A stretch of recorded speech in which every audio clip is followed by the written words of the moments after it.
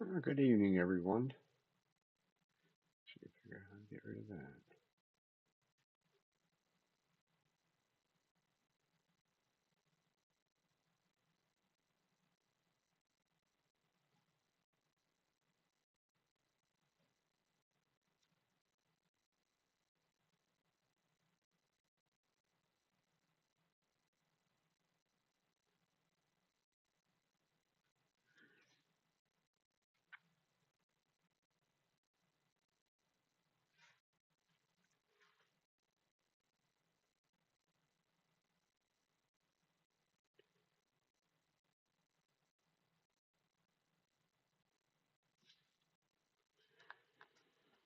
Okay, yes.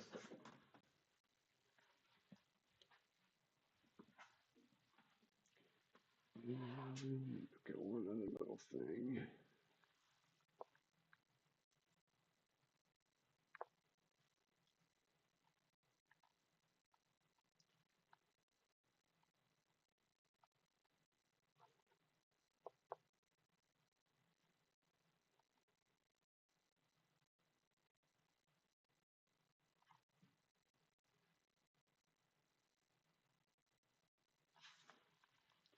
There it is.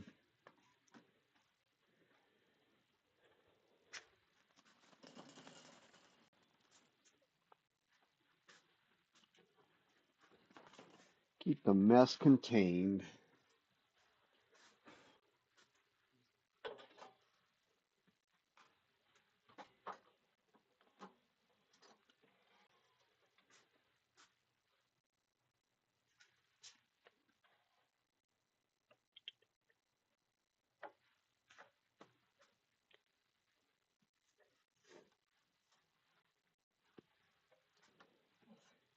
What we're doing tonight, we'll make a salt shaker to go with the pepper mill.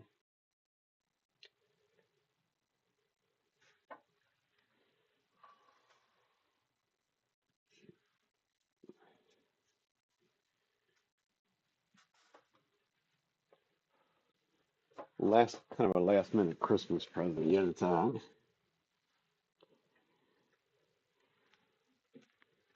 So we'll see how well it goes.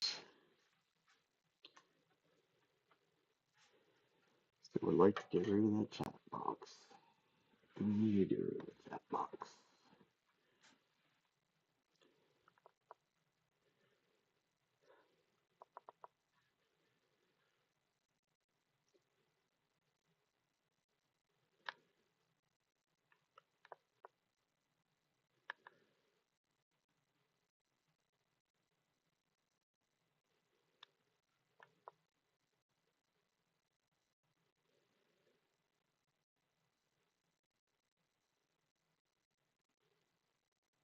Mhm.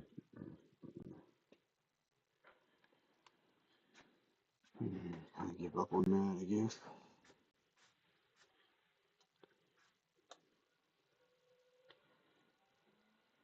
First order of business, get it right.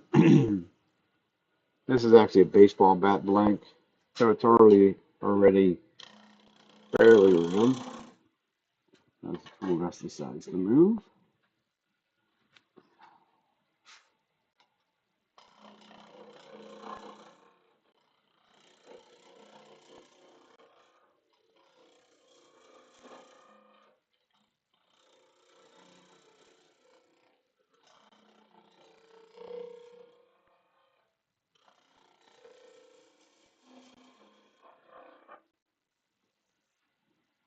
It should have some curl to it, whether it does or not, another story. Showed that it had curl in it. It's supposed to be curly, but that doesn't mean it is. At least go the whole way through, put it that way.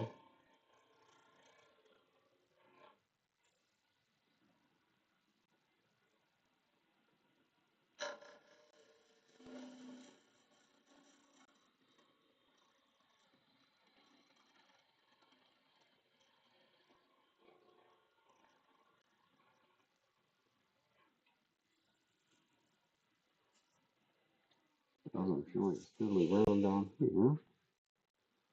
Not quite there. There's some curly through it a little bit. Not as much as one would like, of course, but doesn't, at this point it really doesn't have to be perfectly round.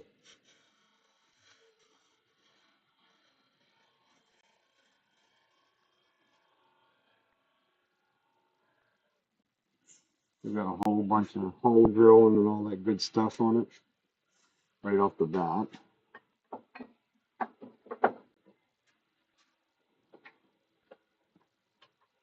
So we need a tenant on both ends. Not a very big one. Certainly not very deep because all that has to go away. So the deeper I go here, the more material I have to remove later.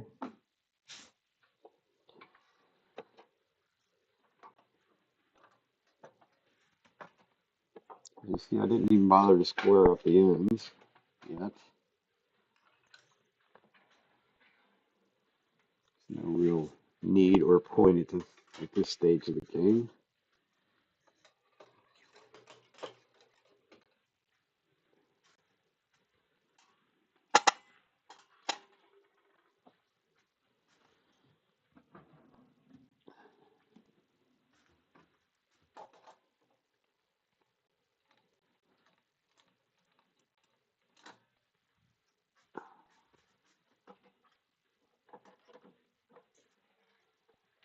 Left the tailstock where it was at.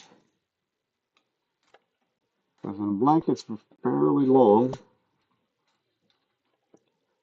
becomes a little bit more cumbersome to try and hold them straight where they belong. So if I bring the little tailstock support up at the moment, that'll be helpful. Also be helpful to clean up the end as well.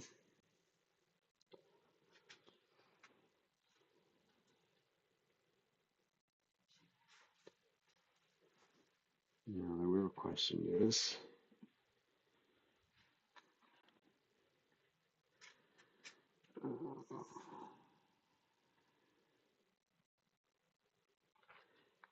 where that one's sitting at.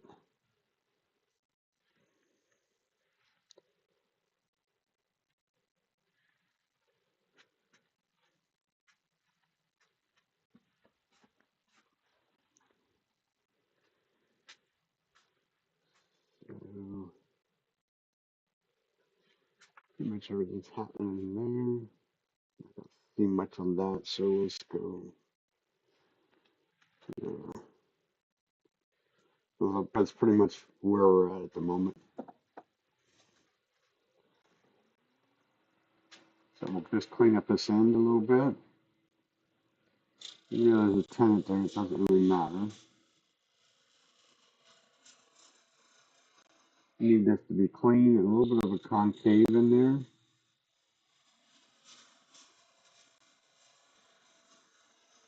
You've got to drill a fairly good sized hole plus a small hole. All these pepper mills and salt shakers all have the same thing in common, that spend most of your time drilling holes.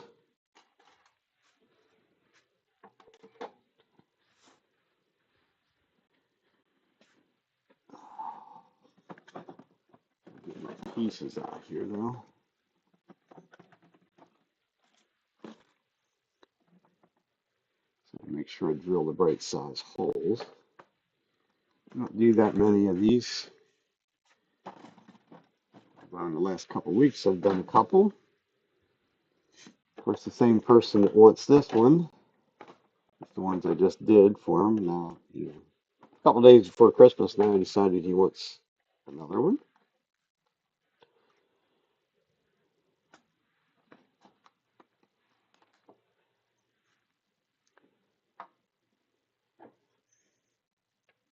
So I think it's not big enough.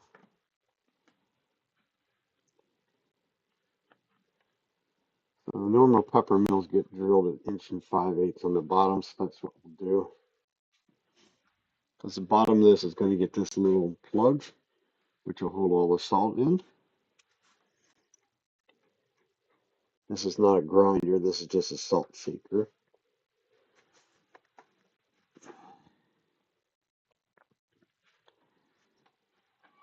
So we'll back their speed down.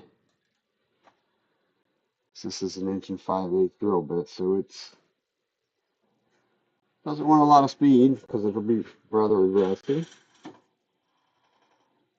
especially if you don't get it in the chuck right. There we go.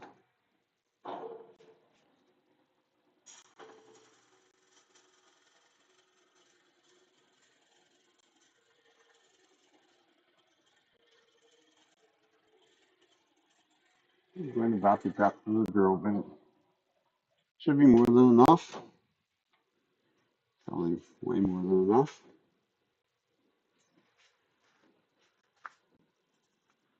Not very clean, of course. We will have to clean that up,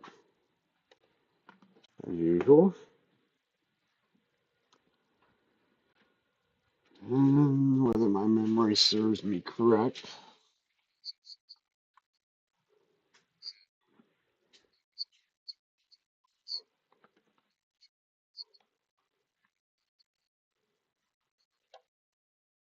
I gotta make a salt shaker to go with a pepper mill. So we're gonna do first anyhow.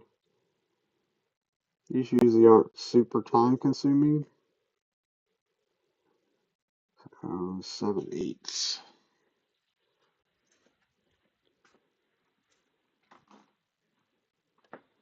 But all this stuff seems to be the same scenario of all you get done doing is drilling hole after hole after hole. This one's not quite as bad in a way. So I've already drilled an 1 5/8 hole. I got to drill a 7/8 hole, which I'll have to get my extension. Because the 7/8 hole can go almost the whole way through.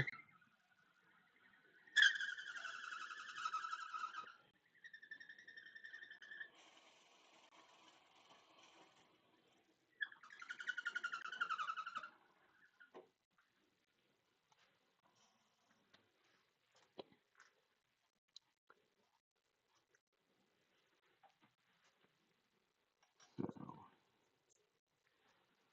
how big of an extension do I need? That's the question of the day. Longer than that.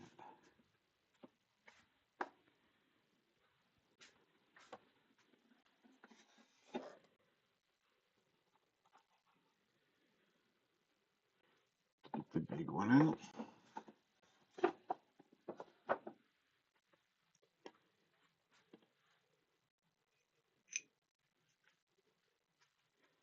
Trying out bought a set of carbide Forstner bits from Grizzly. Kind of got sucked into the little bit of the Christmas Black Friday stuff. They were normally like, I don't know, 140 bucks or something like that for the set. They were at 112. So obviously that piece of tape was on there probably from the last one.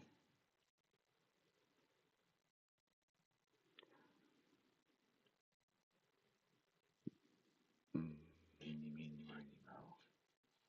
You got it, Lynn.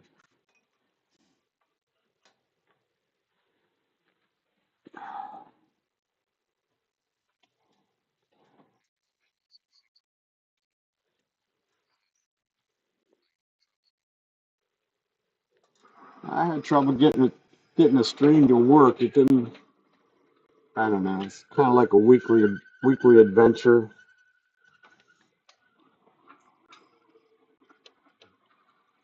Can't make this easy. But it is easy if I just up and quit. I stream this on 2 platforms at one time, and that's always the issue. And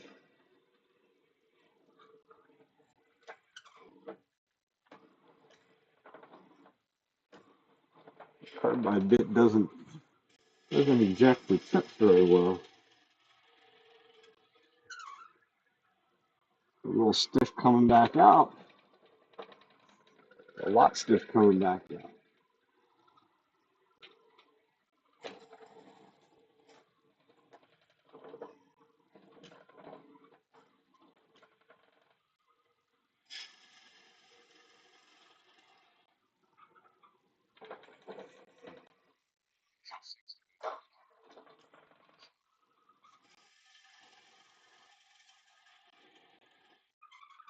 Absolutely.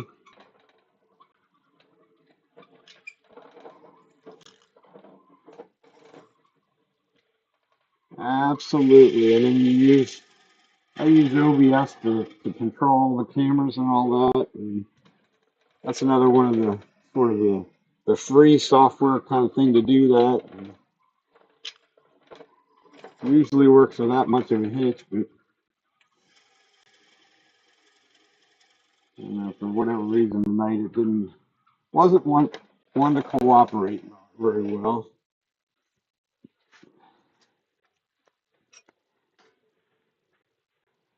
That's our big long hole drilled. A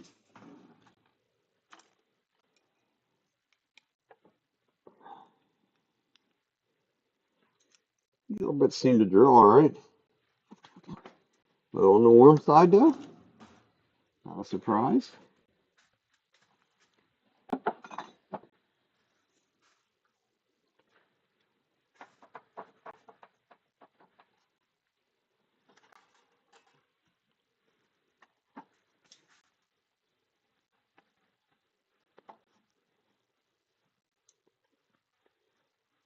Doesn't seem like it certainly didn't drill the cleanest hole in through there.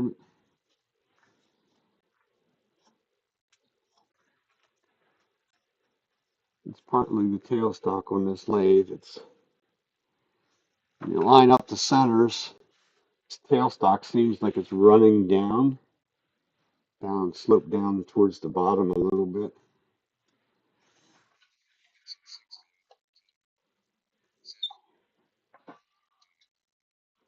This is actually not even a kit. You buy, let me go get the other piece and I'll show you. I bought this stuff years ago off of Buffalo Wood Turning out of New York.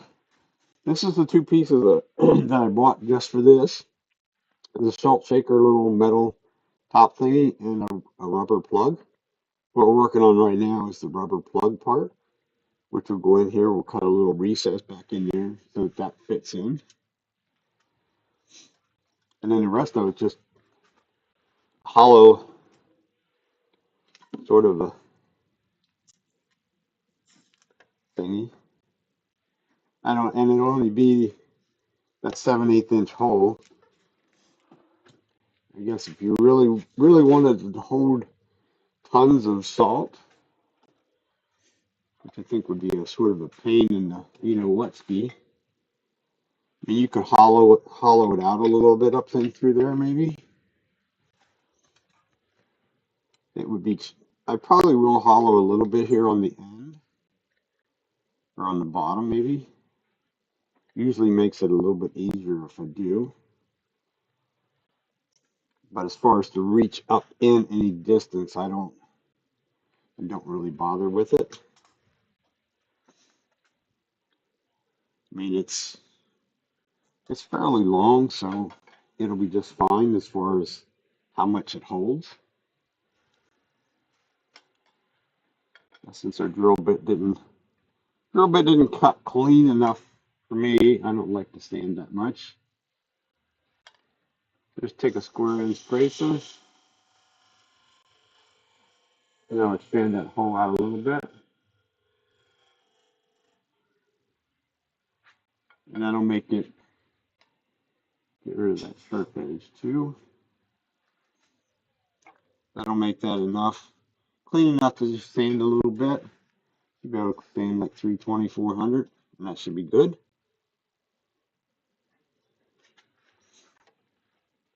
And then we'll go to fitting the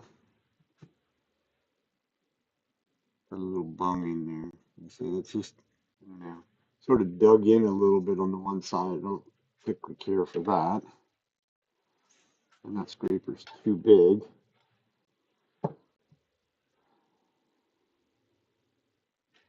And we'll deal with the other one. This is one of the homemade tools. I made that years ago actually to do a recess. If you had like if you wanted to do a recess on the bottom of a bowl and it's between centers, I could reach slide in here like that and cut in. The only thing it cuts is that little part up there.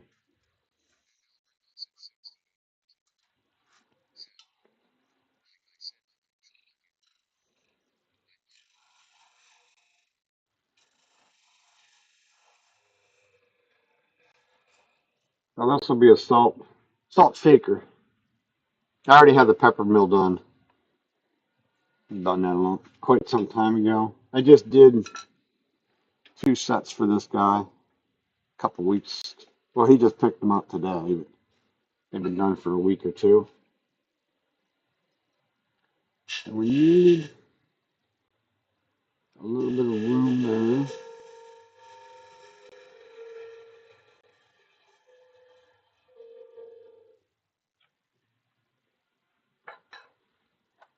Kind of the pain of this part of it is just keeping some of the crap out of the road to be able to see what you're doing.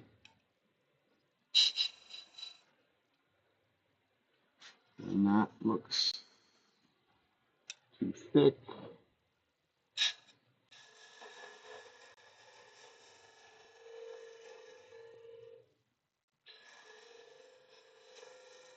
Can only go in so far. I mean, it's all the further to go in. Surprisingly enough, it's not a very aggressive tool yet at that.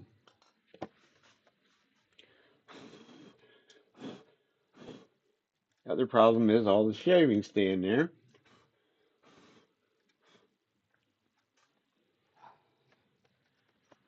One of them situations where it probably may be beneficial, maybe bring the shop back over so I could suck them out.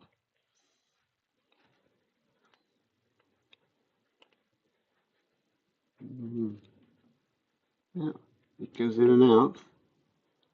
So that's a plus. It's an unusual one. I don't usually get that on the first try. I want to be able to take it and go in there and put my finger right in the middle of it and it pops in, which is sort of what it does. Of course, that drill bit wandering around like it did probably helped me because otherwise I would have had a little bit more material to remove.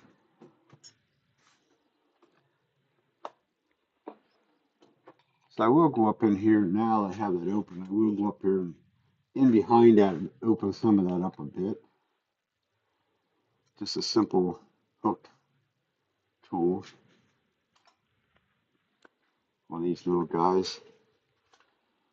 In my case, another public sale find. I made it into a negative rake. Kind of in some ways wish I wouldn't have, but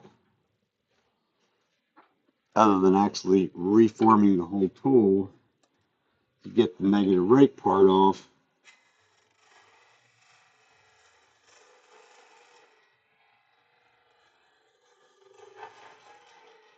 it actually cuts pretty well.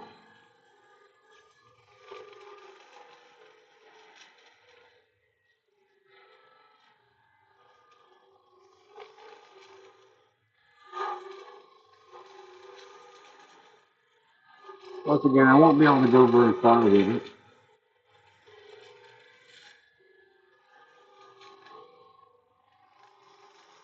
There's still only about a 7/8 inch hole in there.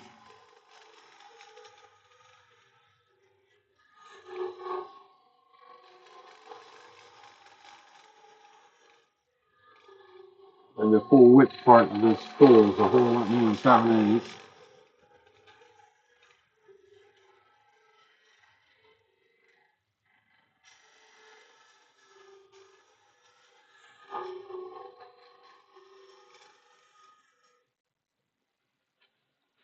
And that should be good enough.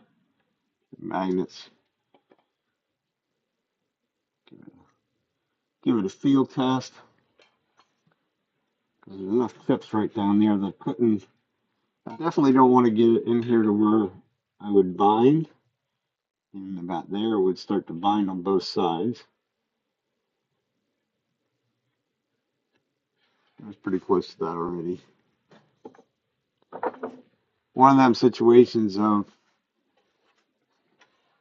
don't don't test the waters.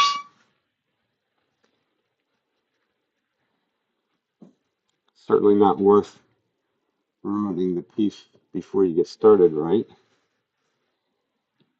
And hollowed in maybe that far, something like that.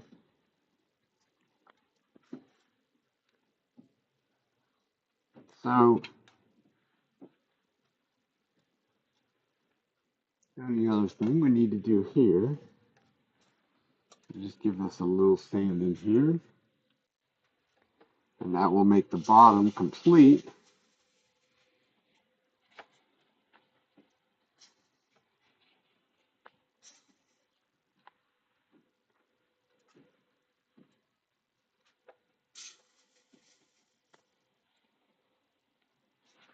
Like I say, the scraper and nice slice and cut across the end grain makes this sanding at the bottom here very, very simple. Well, 220, 320, and 400. We're going to call it a day. Knock those edges off and sand that up in there a little bit so that it doesn't wear the rubber plug. Of course, who knows whether these people will actually use the thing. You would hope they would, but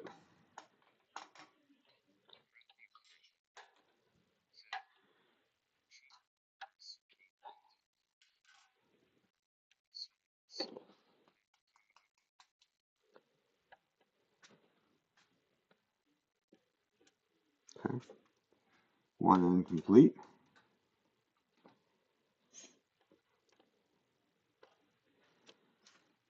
And probably before I drill that one, let me go back over here and bring that out a bit.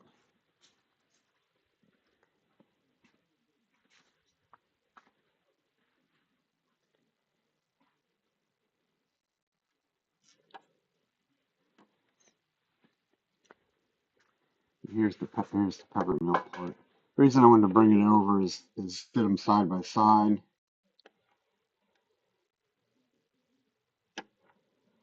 I think we should take a little bit off the length, probably at least that 10-inch width.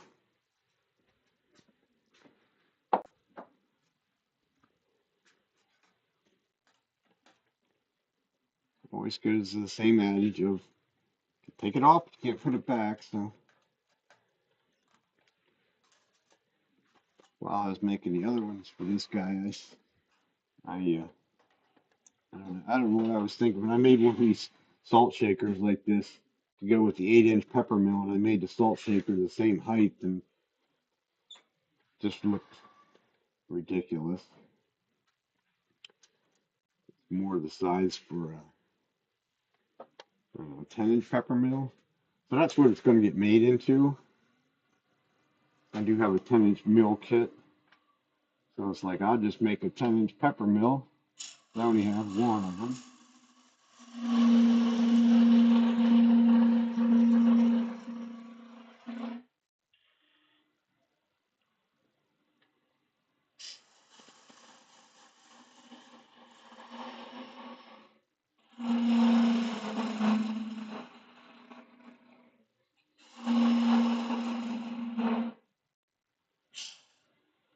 Where did that razor go?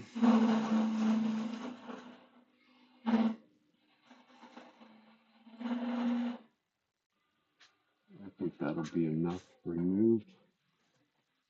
Give it a quick look. There to there.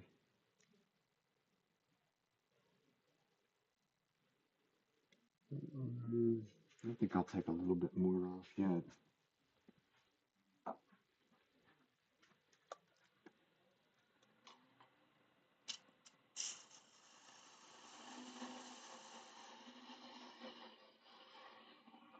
This will get dome shaped up here, but I still don't want it to be too super high.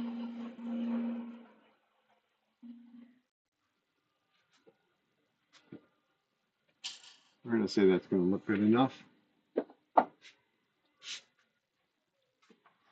And as usual, we're going to go back to drilling the stinking hole.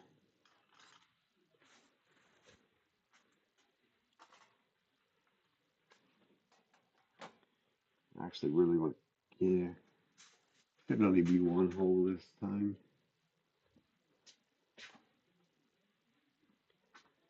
If my memory serves me right, I think it's 3/4 of an inch for this.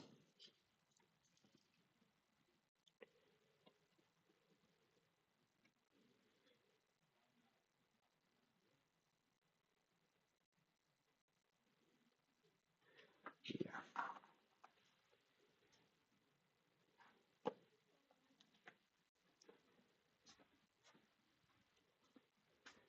So these have a little bit of a flange on them, so we'll have to expand that out a little bit. But first, we'll drill a 3/4 inch hole. Hopefully, we should be down in that area somewhere. So we'll drill it completely through until it comes out the other end, so to speak.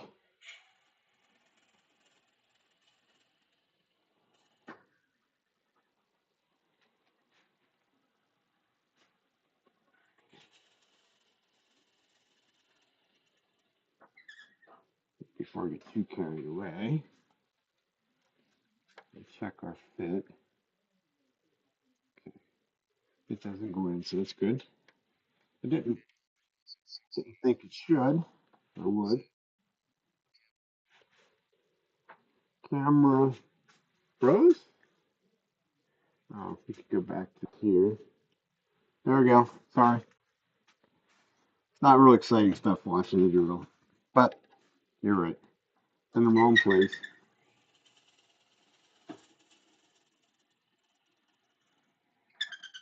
Hmm.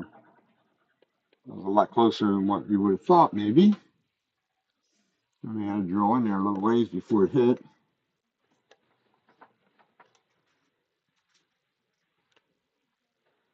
Or went through, I should say, not hit. It went through.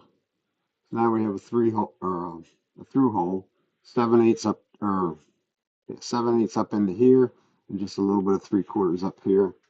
Once again, it doesn't go in very far, maybe a 1/2 inch, something like that. I could go back in there again and open that up a little bit. I probably will once we get to that point. Right now, we're going to round this off.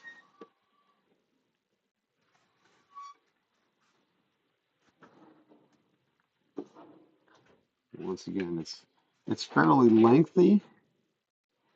You could use a life center that isn't going to hurt anything if I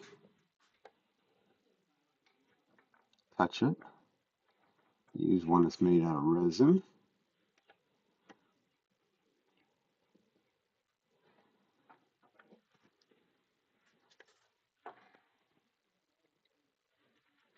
Just to give it a little bit of support. Otherwise, I knew very good and well this thing would vibrate.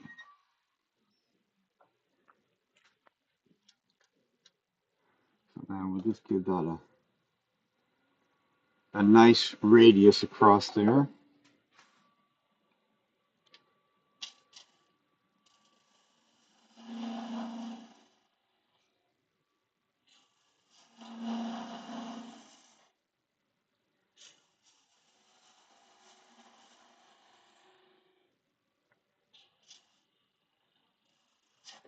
Amen.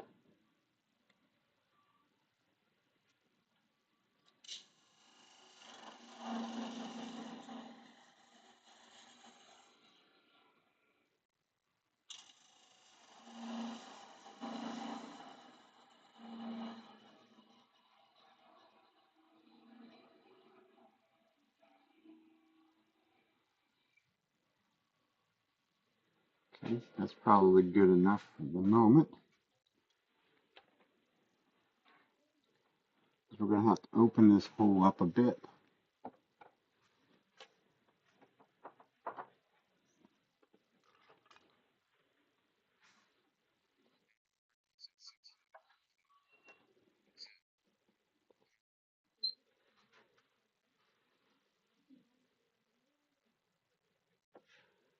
What about the camera?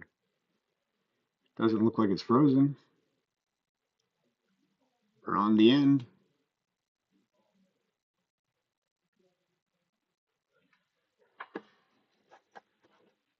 I'm probably, in this case, I'm probably in the road of the camera. I kind of moved it, and now it's probably too low. I probably just step right in front of it every time. That's what you're referring to? Not really.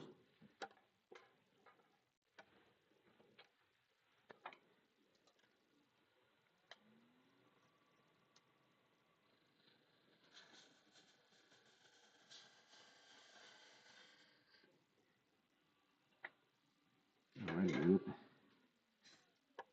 Okay, first we're going to open that hole up. No, maybe not.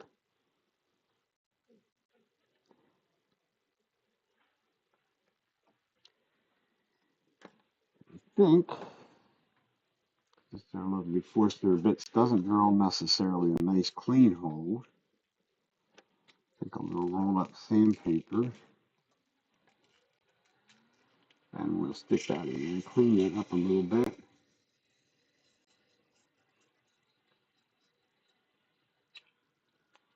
So that our piece will slide in.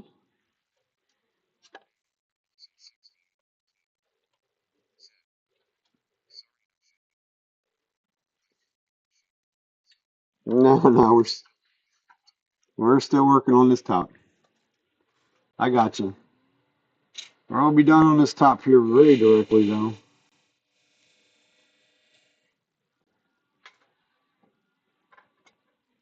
And then we'll get back to the shaping part.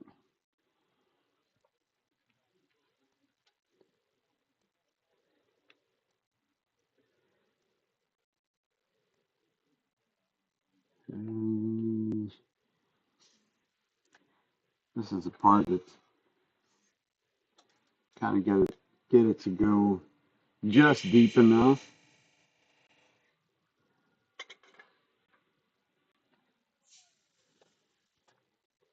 Almost like fitting a lidded, almost worse than fitting a lidded box.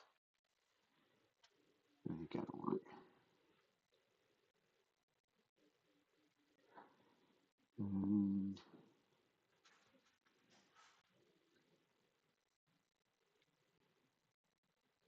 I'm just looking at it. I might have to dome it a little bit more.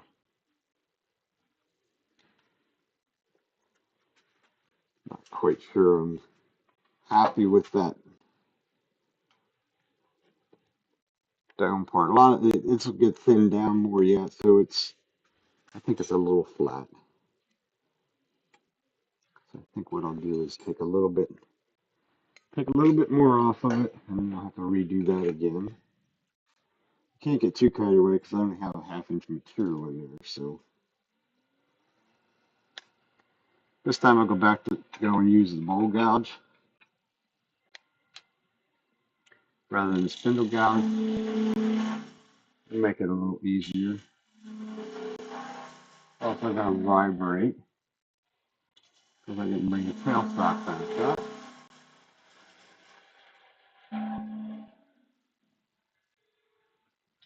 Of course, if I don't touch the middle, then it won't matter.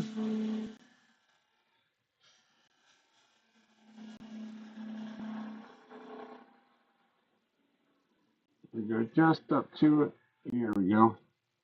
That should work, I think. There's no time like the present. That should probably maybe a little 320.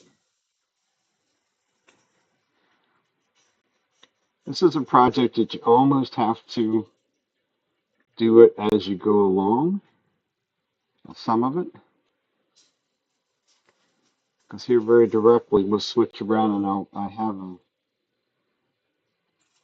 a little sort of jam block for that end, and we'll actually turn this between centers rather than it being in a chuck, which is where we'll go next. One last check of this, because there's really no easy way to go back and make that go in any deeper than what it is.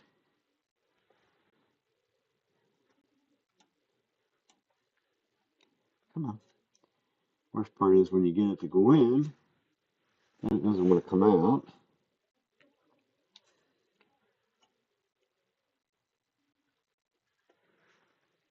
I think I'm gonna side on the part of make it just a shade deeper, maybe even make it a little bit of a angled, because the bottom side of that thing is angled, ever so slightly.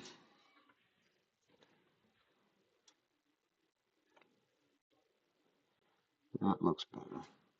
I'd almost rather have it sitting a tiny bit below the surface than sticking up too far.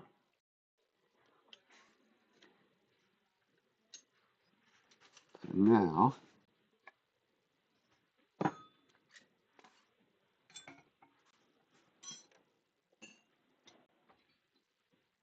the question is to find,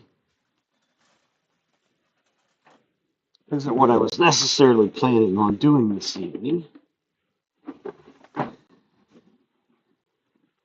but is what it is.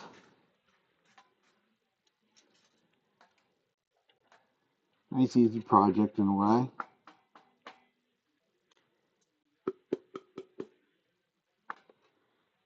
That's not going to be the one for that. Nope. Didn't think so.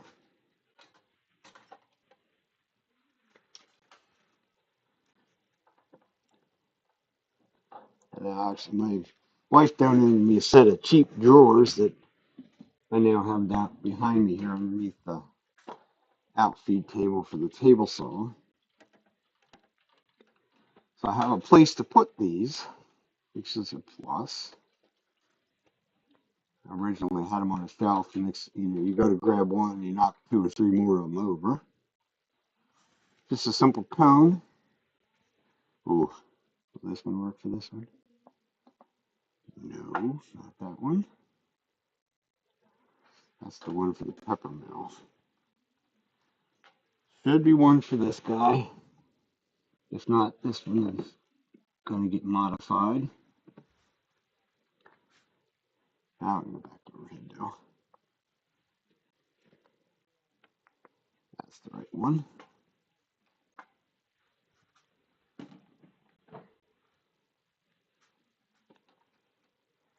Really doesn't do much to have the extra shaft on it anyhow. I don't think.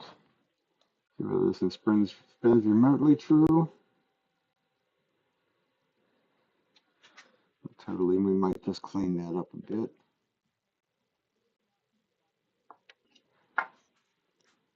First,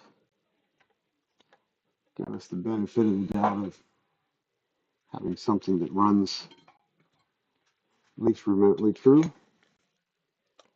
Probably also dull the tool very quickly. That shine is super glue. Move this handle.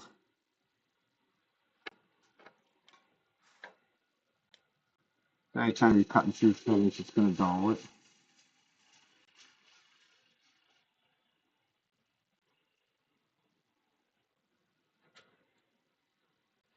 And make sure now that I did that, it doesn't sits on the cone. That's what I wanted to do. You got to make sure if it goes in too far, it can sit on that flat, and then it would wander, wobble. So now we can basically go between centers. which will make life really easy. See how well we did. Pretty darn good. Now,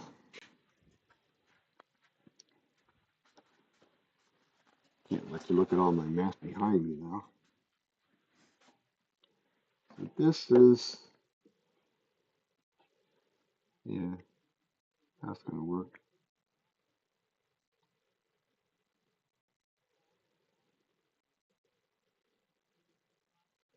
I think first order of business is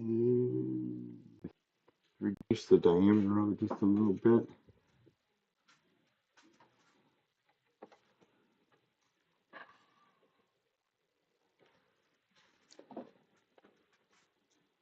I'm being lazy. I could or even maybe should be using the skew for that just for the fact of using it more, but I'm being lazy. I just use the rough and guide. Just take it down to that diameter of the tenet that we started with.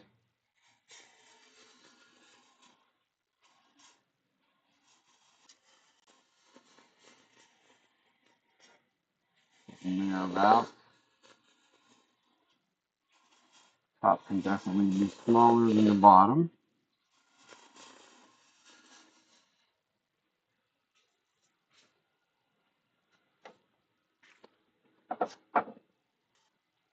So that would be that. This has a bead. So I try and match up, at least halfway, try and match up what the other one looks like. The bead will be kind of simplified because I'll just use the beading cutter. So I really only need one line. Two would be maybe advantage. So I don't go on the wrong side of the line. That's also the biggest of the beads.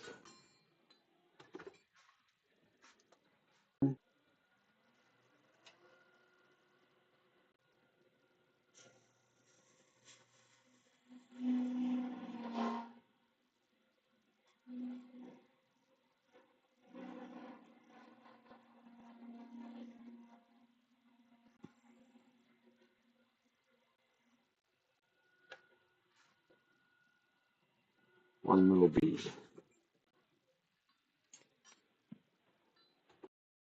That's a little tool that has definitely has gone up in price considerably from when I bought them. They were they were kind of expensive when I bought it. I thought they were like $45 a piece. And somebody asked me about one some time ago, and just so happened I went back into the D-Ways and looked at it, and it's like, oh my God, now they're getting like 70 some dollars a piece for them. I'm like, well, glad I bought it when I did because I don't think I'd pay $70 for a tool like that. But so the original curved in, so make this a curve.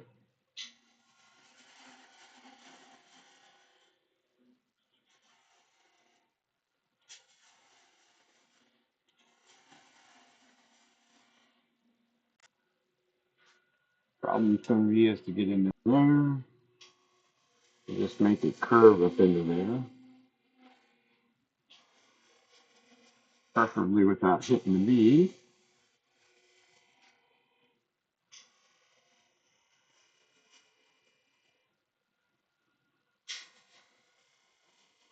There we go. Now we can come back just a little bit, rid of that little bit of a hump.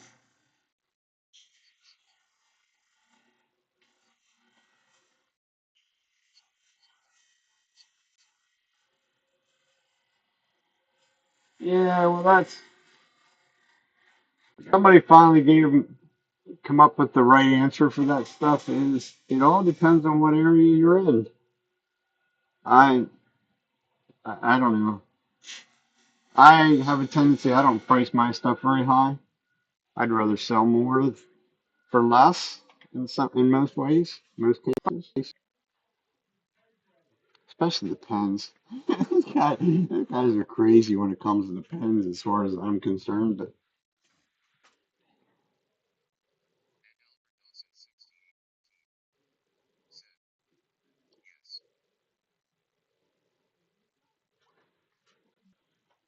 that one guy, I think that was that fountain pen or something or other the guy had, and they're all saying that should be a $150 pen, and I'm like,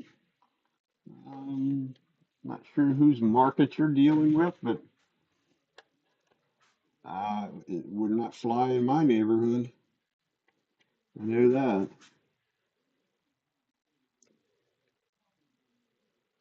That's what I just figured out is I should have done a little bit more measuring.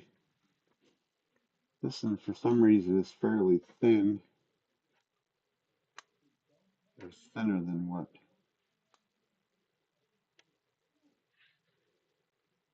I maybe thought it was. Yes.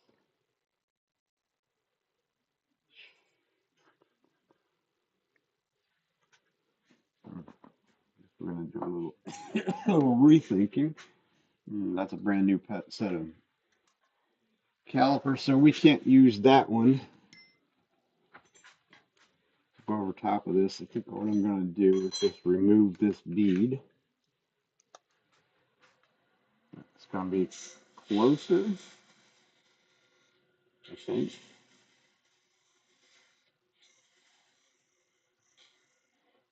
Especially if that's going to get closer.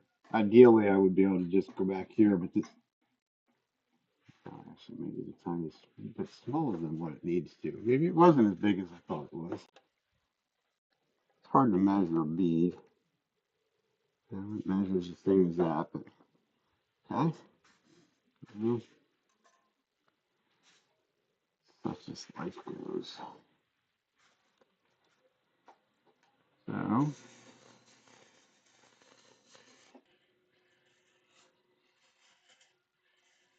get rid of the little material. You still know where the bead's at.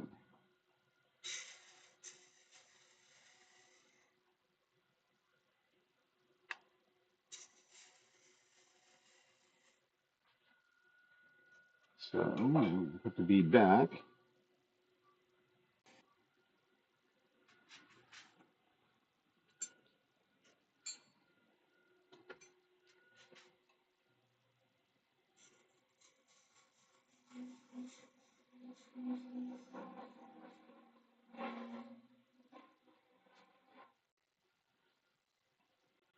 Neat little tool, but the shavings just seem to stick right to them.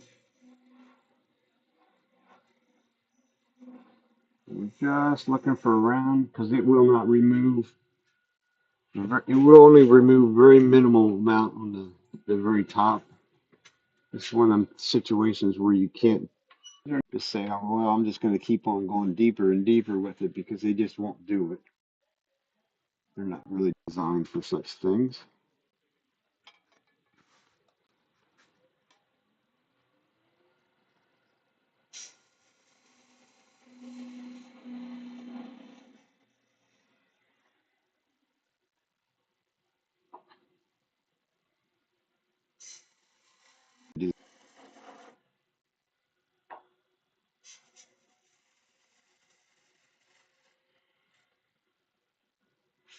Yeah, spindle roughing gouge came to hand, so get rid of most of the material that way. And then we'll go back to our spindle gouge.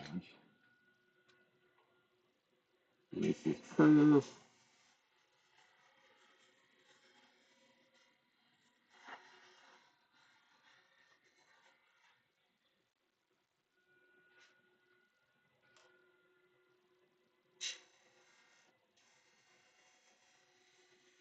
Flow back into the bead.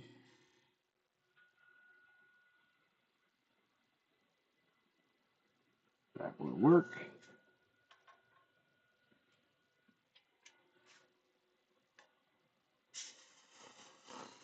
Albert, did you ever take any classes down at the Woodcraft store down your way?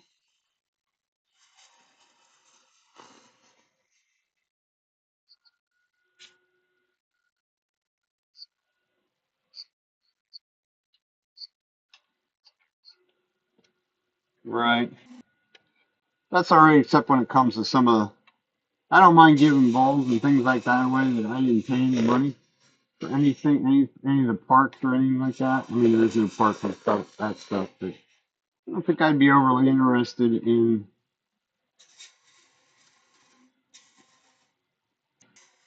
making pepper mills and stuff like this and giving it away just by virtue of these. I mean, this one here is pennies, but like the pepper mills, those I just looked at them a couple weeks ago in the kit when I went to make a couple of these. But I really didn't think I had any more kits, but so I looked online while I was at it to see what they were. They used to be the 8-inch kits used to be like about $12 or something like that. Just like everything else now, they got to go up in price. They were up to like almost $15, and who knows what they were going to charge to ship them.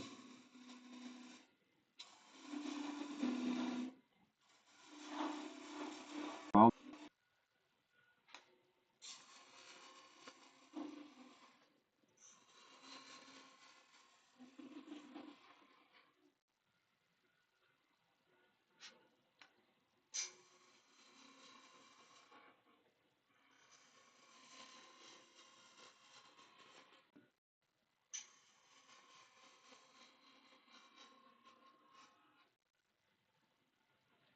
Spindle Roughing Gouge actually does a really pretty nice job for some of this stuff that's long, sort of long flowing curves.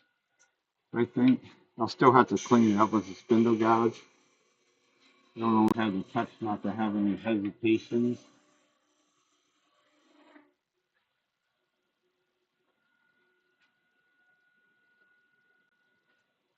Of course, I could do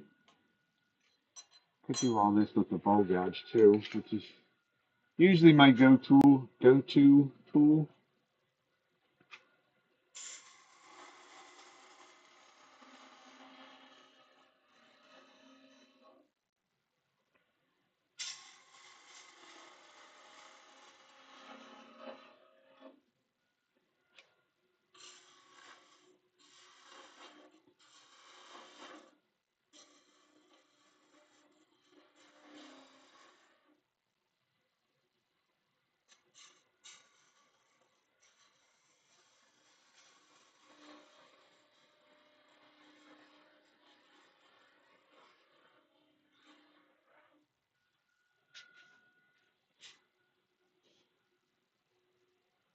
Always take a nice big step back and see what you think.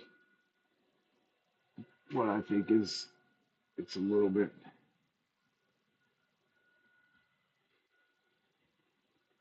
too heavy on the top.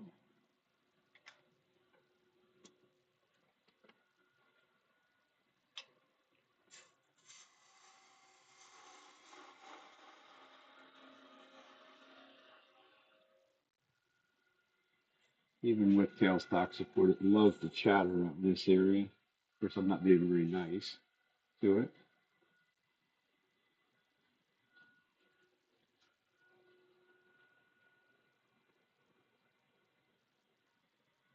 at the top. Sorry, I'm just a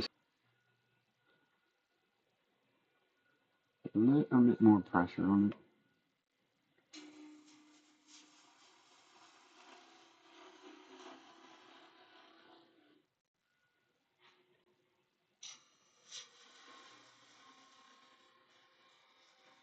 Make it a little skinnier.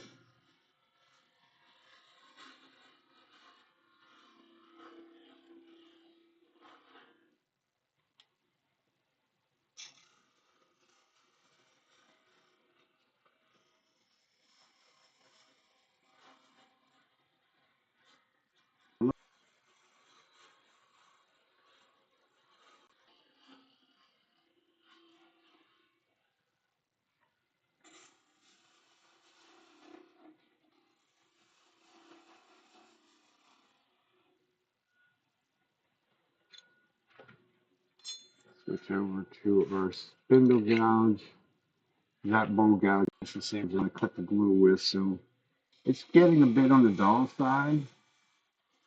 I also have a tendency to push a little harder on that. So I was leaving some chatter marks in there. You could hear it chattering, and the marks are there. So here, what we got to do is hopefully make one little nice light pass with no hesitation, which probably won't happen, but it's always a good thought to say that. So, as long as it cuts clean, that's all that counts.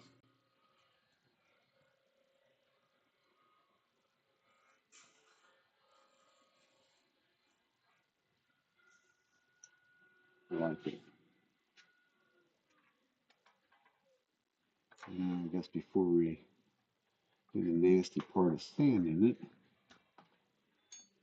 might as well.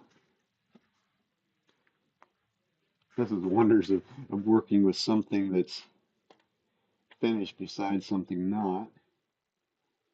I think that'll be just fine. Shape's close enough. This one's a little skinnier down in the bottom. Um, I guess I could make it more of that shape.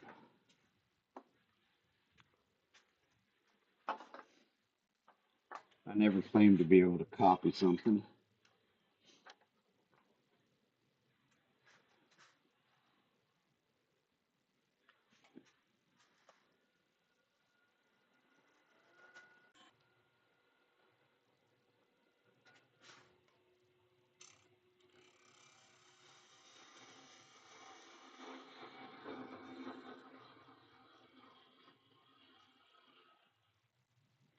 So we're just spin it down a little bit.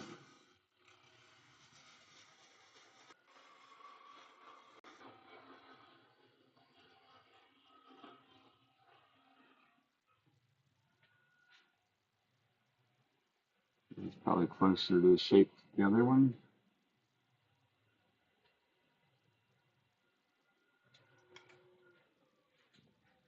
Maybe. No. Actually, it's concave. Okay. Got lots of material to play with on this one.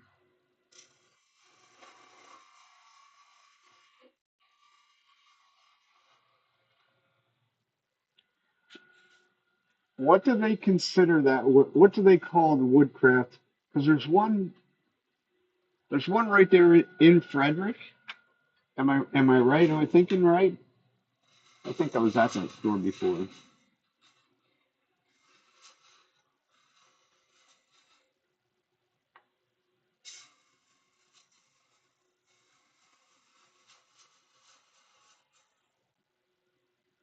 That's probably more the shape of the one.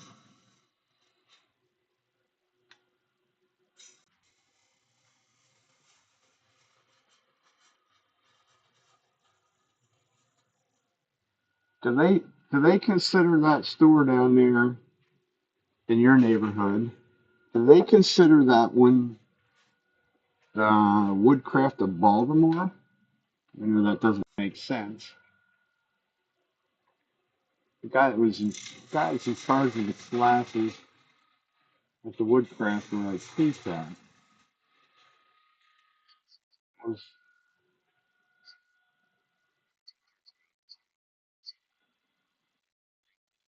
what's the store name? What's that store down there considered? Is that it's considered Frederick or is it considered Baltimore? That would be my question. Because he sent me some pictures and information on classes out of this Woodcraft in Baltimore, and there used to be one right off of the Beltway in Baltimore years ago. But the same at that point, that that was one person, I think, that owned.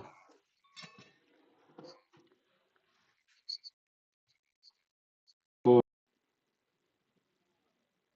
there isn't one down in Frederick anymore? Huh. I thought there was still one down there. What do I know?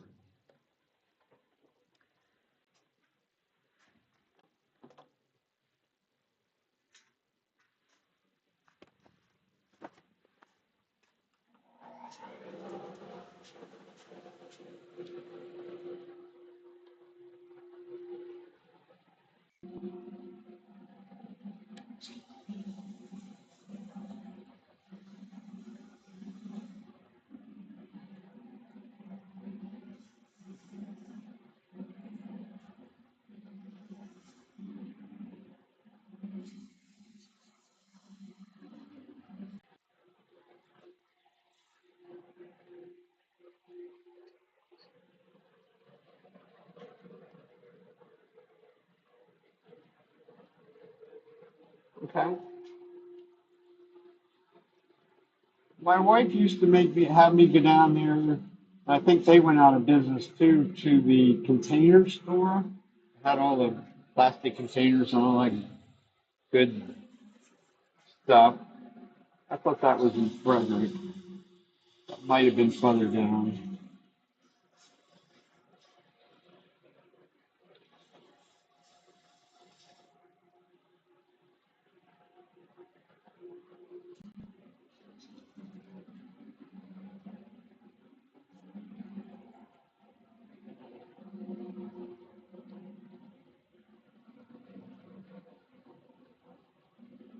It's kind of some of the wonders of working with some of this stuff that has the curly grain in it.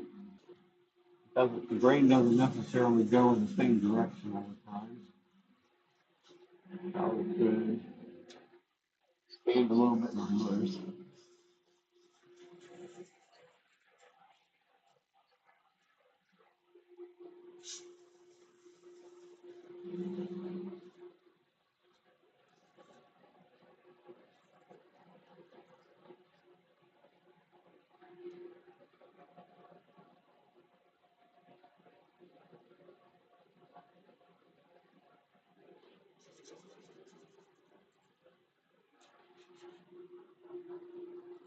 I hate to go to 100. This is 180. I don't really like to put back any further than that, especially for just one tiny little spot that doesn't want to cooperate.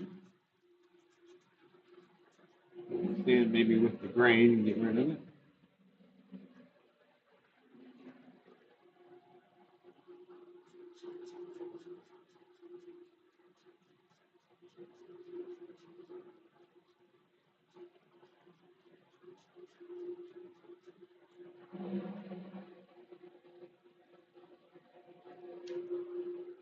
Or just get a fresh piece of paper might help too.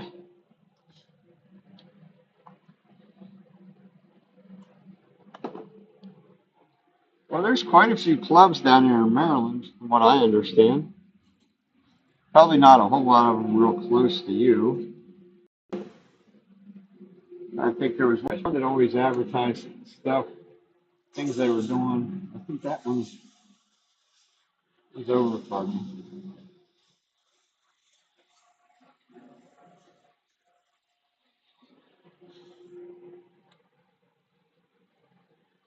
the talk. Is that the one? I used to be my profession was a truck driver, so I did spend a fair amount of time going, not necessarily coming down your way through through Frederick, but I would go down, get down 70 from like Chambersburg area.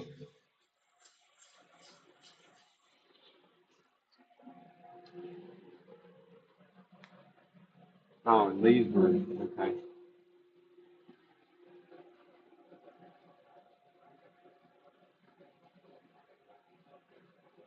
Make it right on the first grid. Those will just get all fresh sandpaper.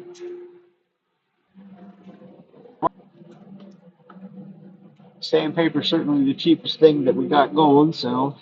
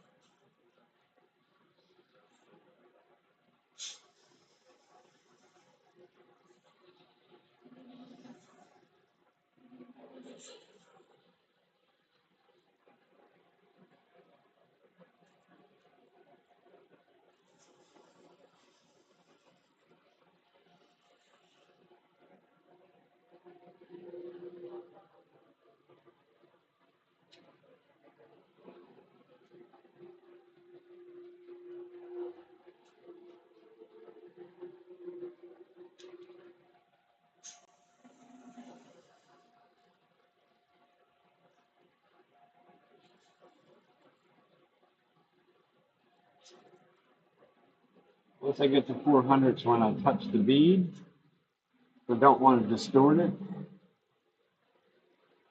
That's one thing with those beading cutters, as long as you're willing to spin the piece nice and fast and the wood is nice and hard, like this stuff is, it does a good enough job, but you really don't want to be messing around sanding it very much, if any. Same way with the end grain up here, I'm not going to sand that till I don't hit that till I get to 400. That was cut clean enough that it doesn't really require much sanding. Matter of fact, doing the tops and things like that, that I don't sand any of that stuff.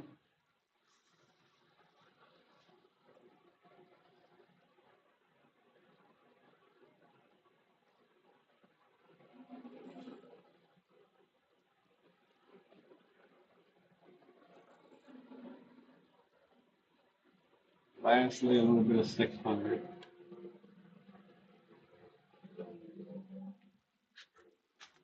Turn the noisemaker off. This is going to get dyed red to match the other one.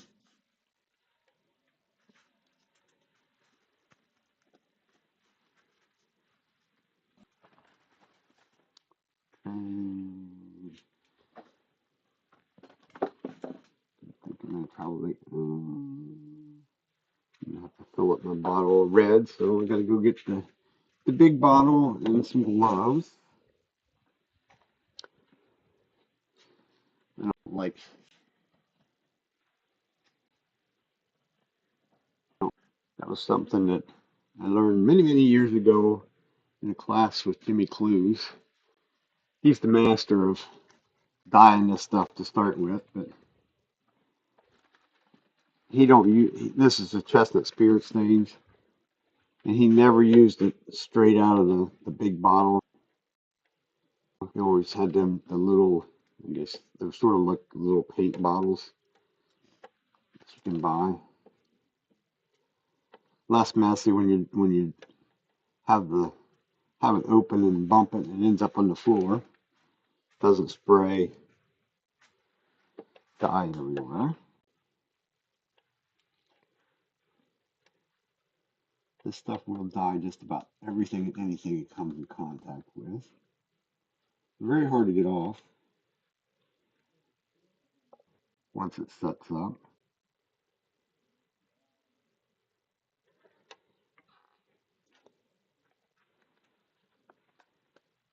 But it does last quite a while. I'm still on my original bottles that I bought. It was a couple of years ago, probably. I bought some other brands as well in between. Got some of the artisan dyes out of Craft Supply. Made some of my own using the trans tint dyes.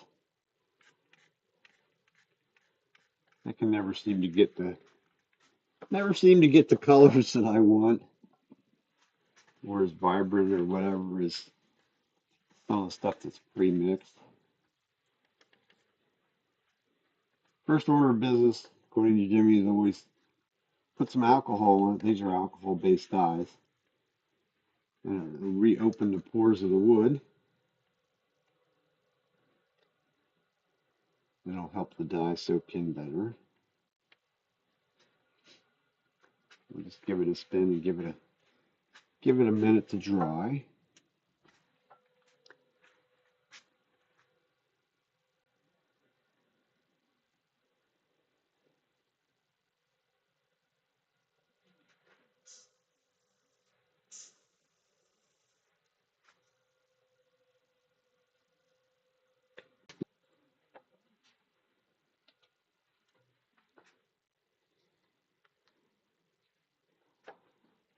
Now I definitely wouldn't put it on while it's spinning. You probably could put it on with it spinning really, really slow.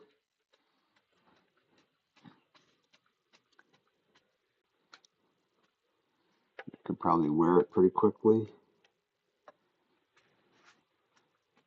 I don't need a red face or red smock or any of that good stuff.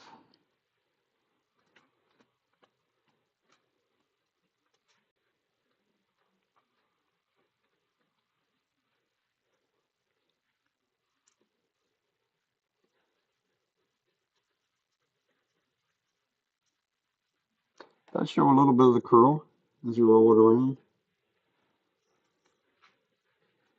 A little bit. Also not quite getting into that little corner where the bead's at. I may actually have to get the little paintbrush out for that.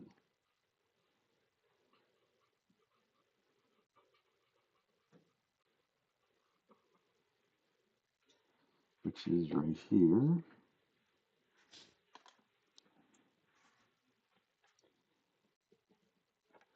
See if that works better. Yep.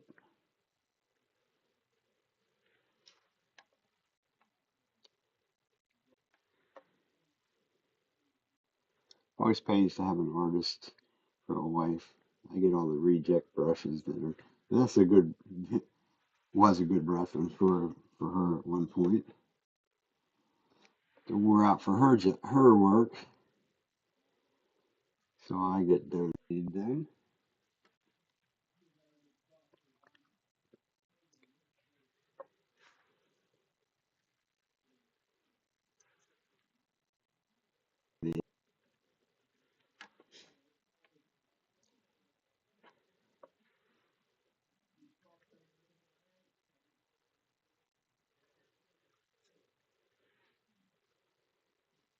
Got rid of most of the white line.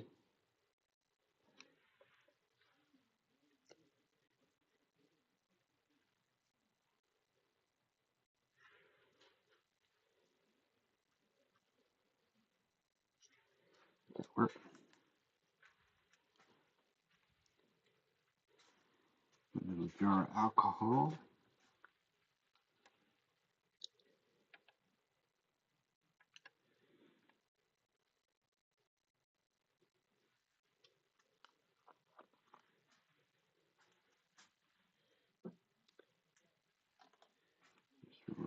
Why I put my bottle away.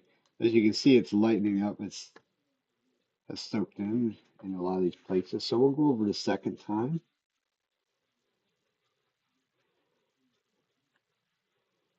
and then we'll let it dry. Actually, I'll probably wipe it down with a little bit of denatured alcohol, because the spirit stains has a little bit of shellac in it, and I know the one that's over here has super glue finish on it. So I gotta get rid of a good amount of the shellac. Like I say, this I'll let dry overnight, completely dry. And then when I come back tomorrow, I'll lightly sand that with like some 800 grit sandpaper, just to get rid of any residual shellac. Because shellac and super glue are not very friendly to one another.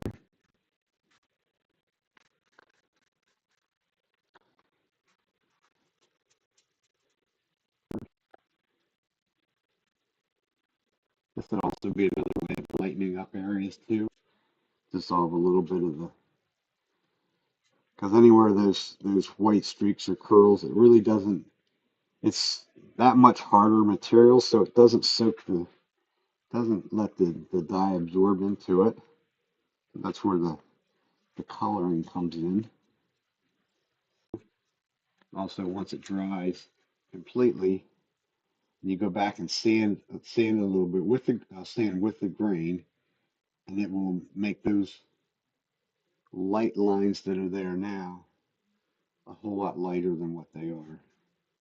But still, as you can see, it pulled some of the dye back off, which is not a bad thing. Of course, the more you play with it, the longer it's going to take to completely dry. This is just the denatured alcohol from the big box store, hardware store. I may have got this at the hardware store. They have a really nice hardware store right down the road from me. Um, and they have lots of things that you would not normally see in a hardware store. And I think it's actually a family-run business. They're out of Lancaster, Pennsylvania. And they come up here to Mechanicsburg and put in a really nice store, and it's actually quite big. They have just about anything you can think of. And for me, it's like half a mile away.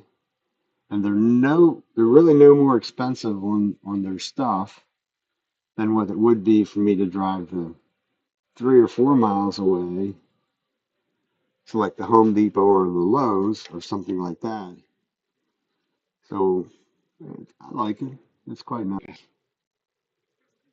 I have a set of the Milwaukee pack out system that I bought mainly because of teaching classes. I will leave the bottom edge of it natural so that when somebody looks at it, they'll see natural wood. They don't look very much alike right now, but once I put a coat of finish on there, this one that we just did will darken up, should darken up to that color, or at least close to it.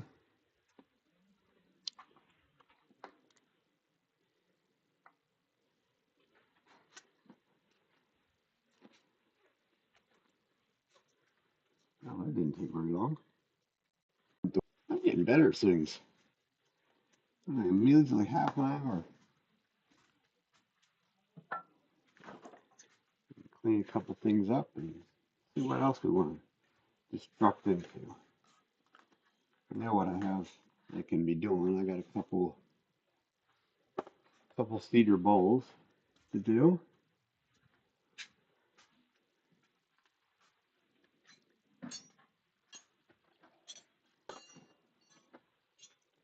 I think that might be what we do.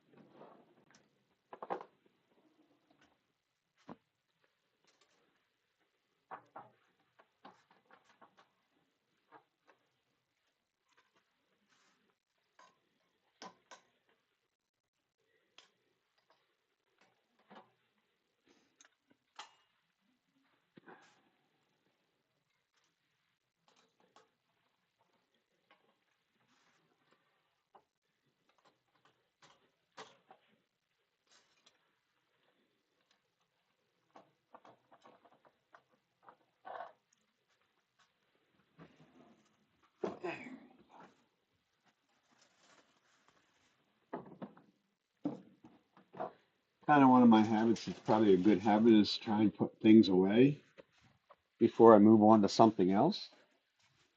Otherwise, I will. I'll have a hole in there.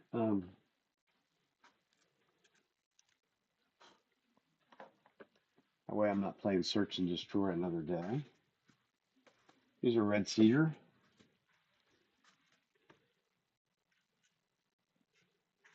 Drill bit. Lay it back here.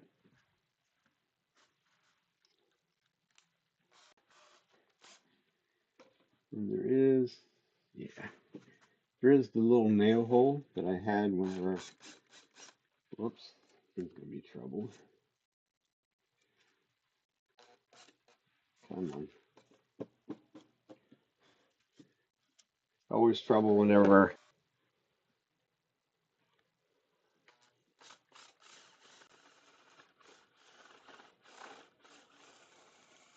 Not very flat in there to try and start to drill in.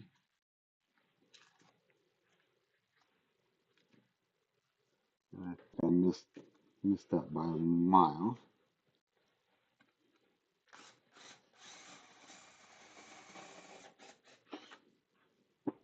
And the bark is very, it was very thick right there. But we're through the solid material, which is what I'm after. It's got to be solid. Drive center, not beating on my lathe. Beat on the corner of the workbench right on top of the post. Clean the Morse taper out. If you drove it in good enough, it should sit on there by itself, which it does. Plastic was on there to keep it from cracking. There's another one of the things that I do quite often. It can bite you in the ass though. Some days.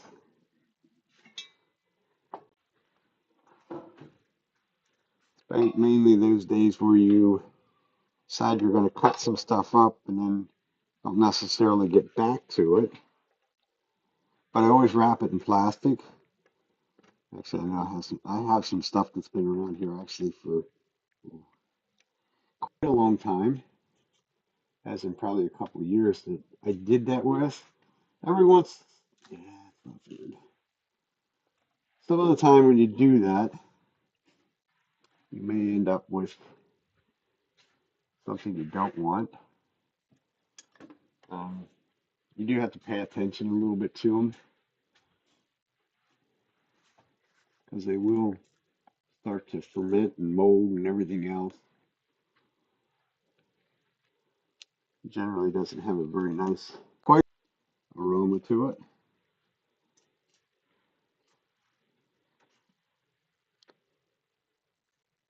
This bark's going to come off any way I look at it. I might as well take the couple seconds out here to take it off, or at least what's going to come off. It's all loose.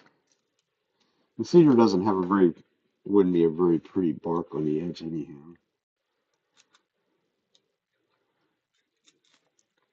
Might as well just take a chisel and get underneath it, take it off and throw it away, rather than it hit in the mid.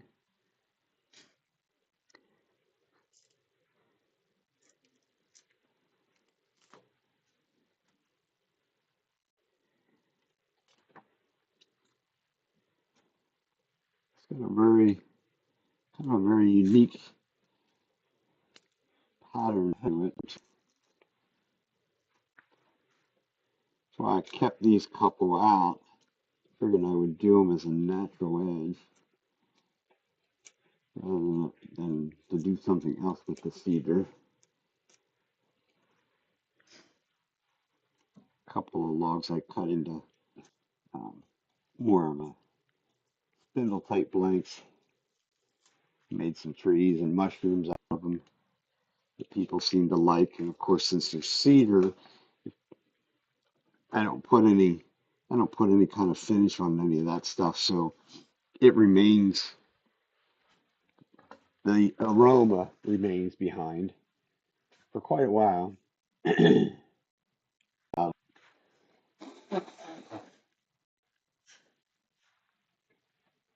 think we're getting a bit of a cold or something. So, back to the plan. We definitely missed that hole by a mile. Well, it's going to be a little shorter.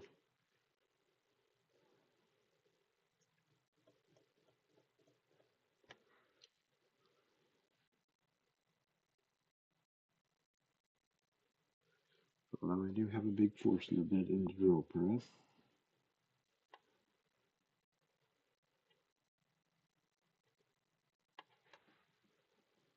Because there's our high point. That's 3/4 of an inch off. I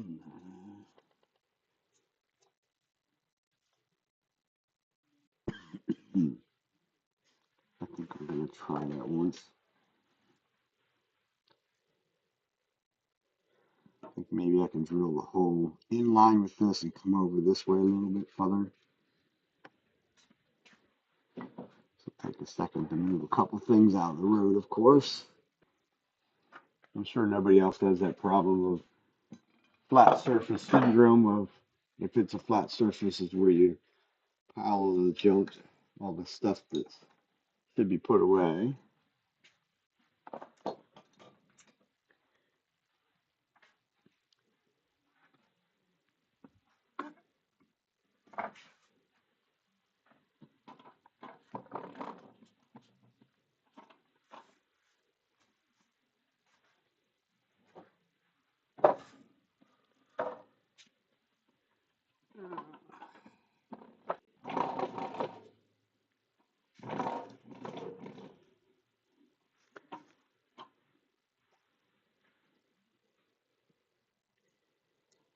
Now the next part of the problem is getting it to hold still.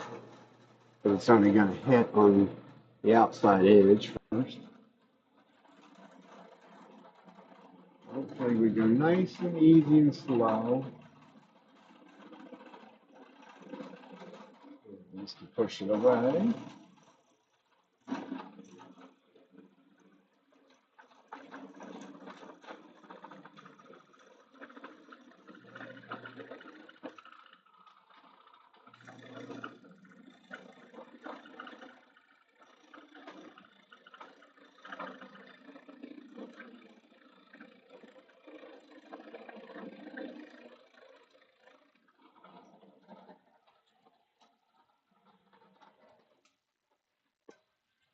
Of course, I'm drilling that hole that deep, that big and sort of that deep.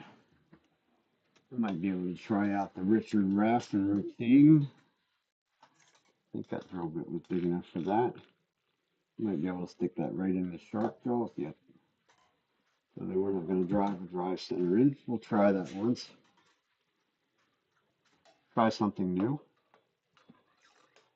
I know it works very well on something that's flat. Can't say that I've ever tried it this way. Because I still need to manipulate this thing around a bit.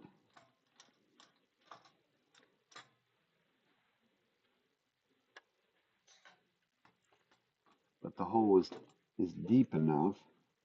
I should be able to rock it around to get what I want.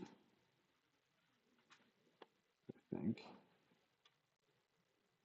We'll see. See whether we can do that.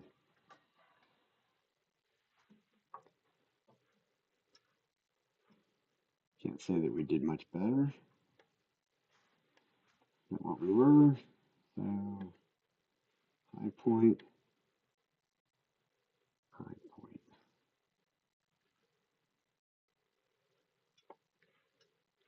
Put that again. Well, that's not really too bad. So I want it to go a little wiggly in that direction.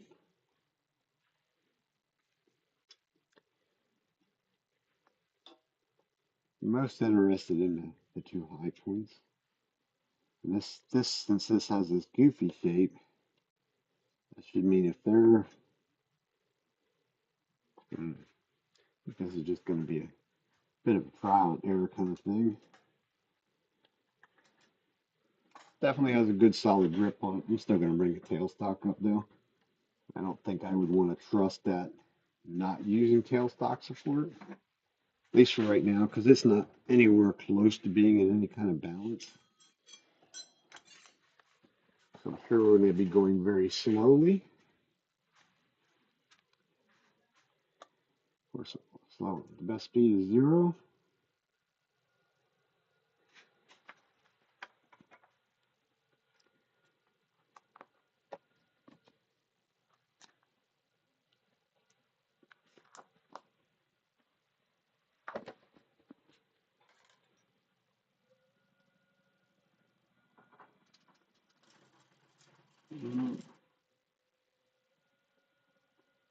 Yeah, whopping about 700, a little over 700 RPM. I'm sure it's only going to hit on one side.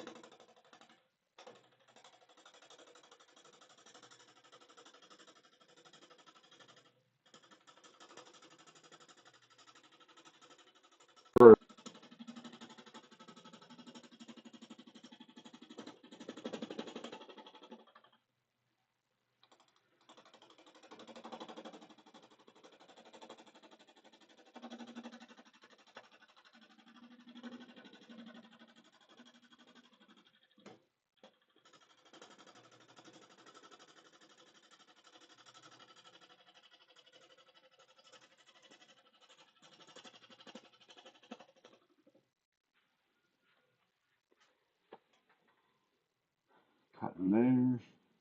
Nowhere near cutting to there. We'll keep things up close.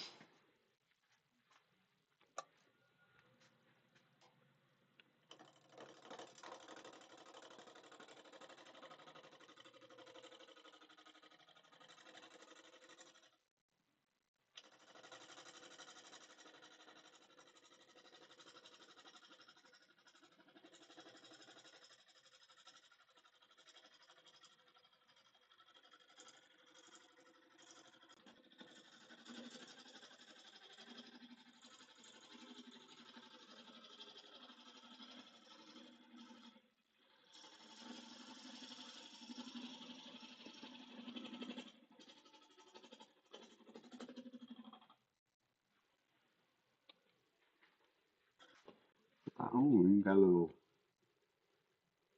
That's interesting. Not there. Cutting there. Just. It's like one more. Like one more cut, and we're going to get to the top of everything, I believe.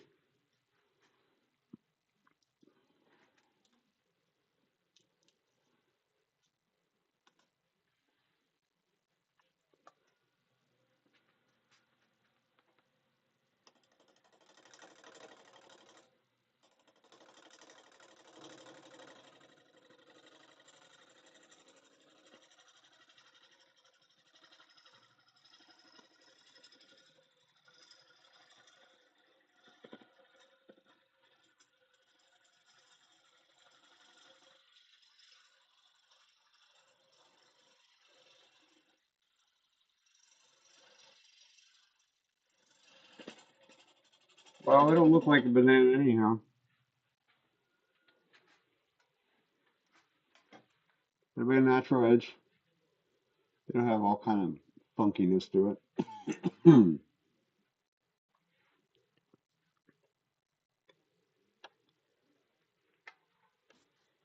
It'll still look like a banana, even though that it's going to be round.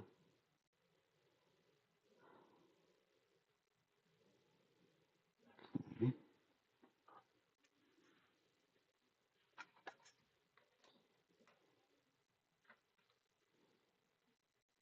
I'll wiggle it that way just a little bit.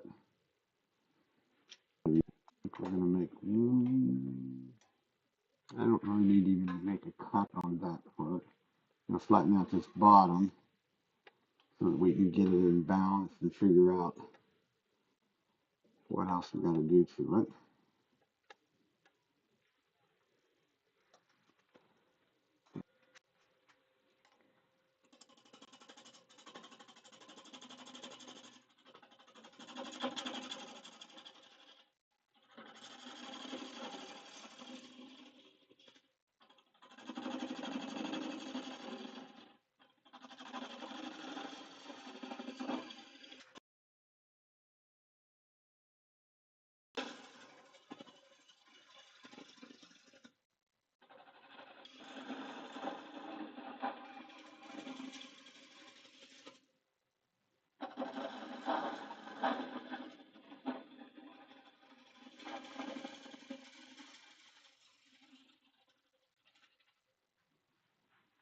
Okay.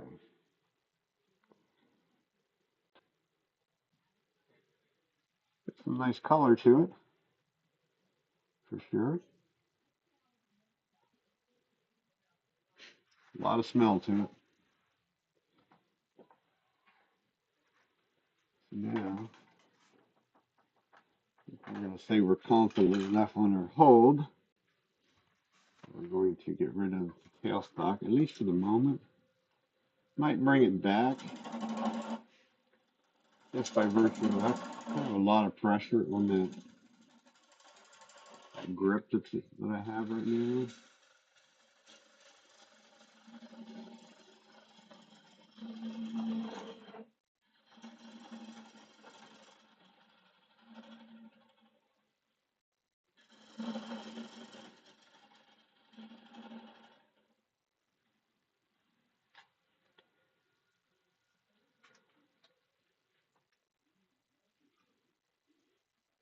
Stuff's fairly wet. It's not super wet, but it's probably definitely not dry enough to actually finish anything today.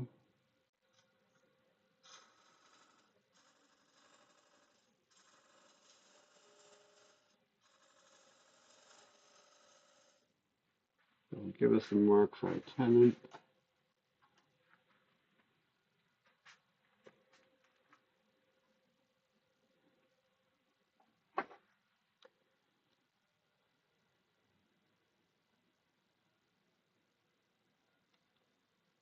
Should be able to get some speed out of it a little bit. This one probably will never get in balance. Just by the shape of it.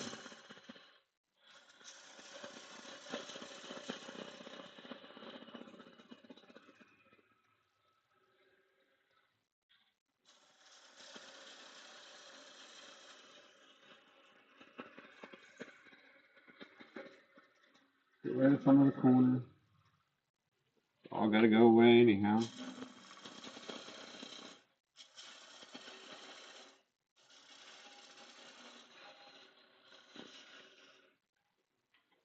This would also make more sense if we go there. Move back the camera a bit.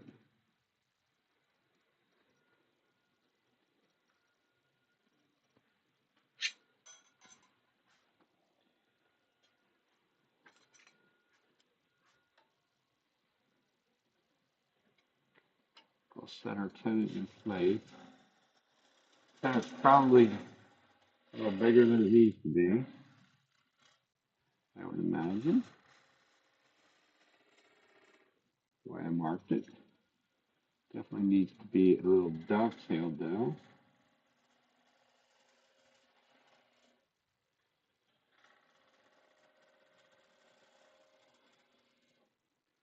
Nicely into the corners.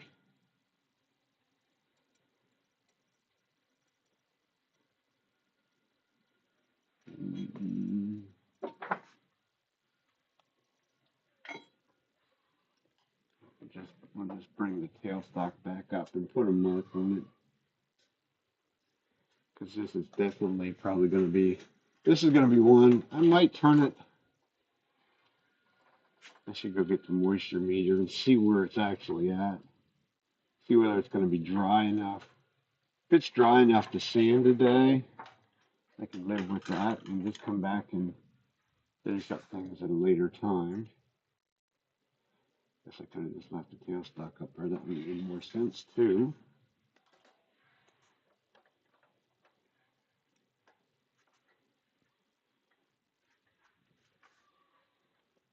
a lot of situations of, like you would say, why not?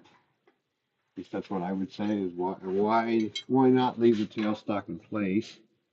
I'm used to working around it, but it doesn't really necessarily work to try and teach somebody that way.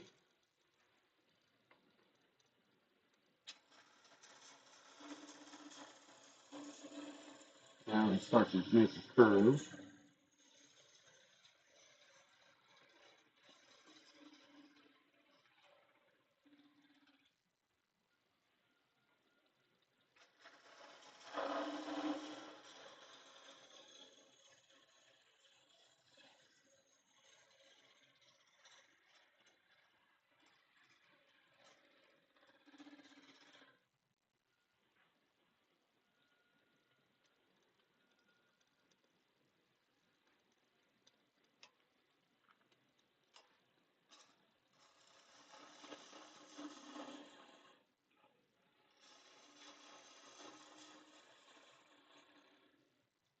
I drop the handle nice and low. This is still actually a bevel supported cut. Semi bevel supported cut. Cut fairly clean. I think this thing is still. I think it's probably didn't cut clean at all right there.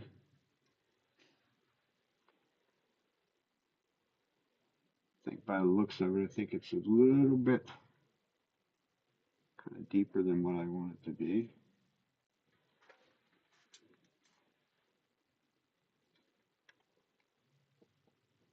So it stands now, it's about 3.5 inches deep.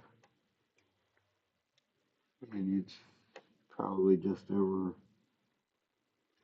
6 inches. So that makes it too deep in my book. But I won't get the curve that I want in that fashion.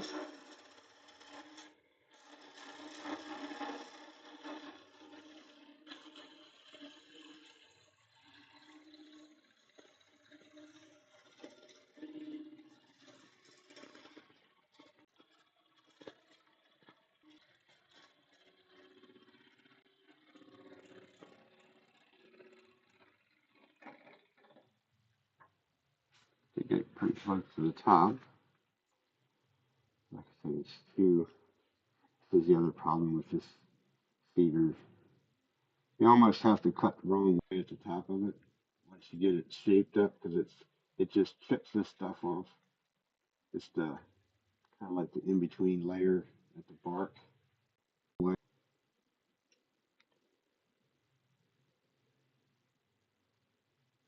It's definitely a little bit too deep for my liking.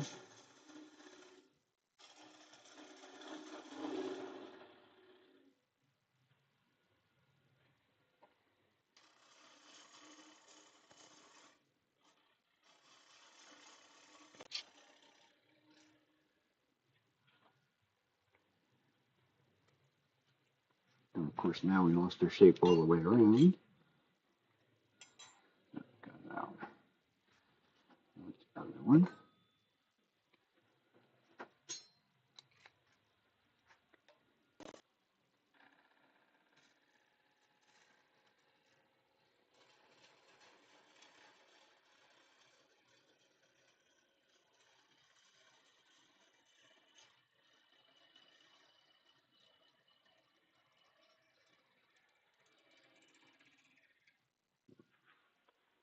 So not there.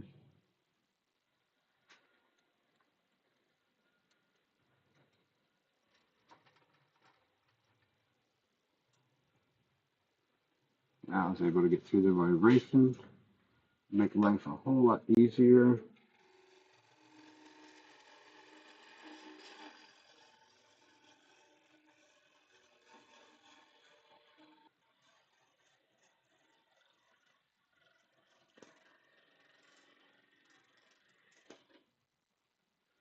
There was that lonely little piece of bark that was left behind.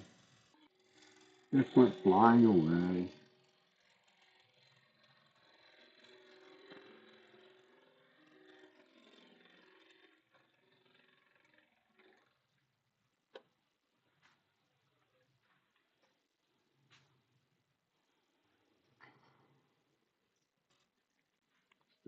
back into shape.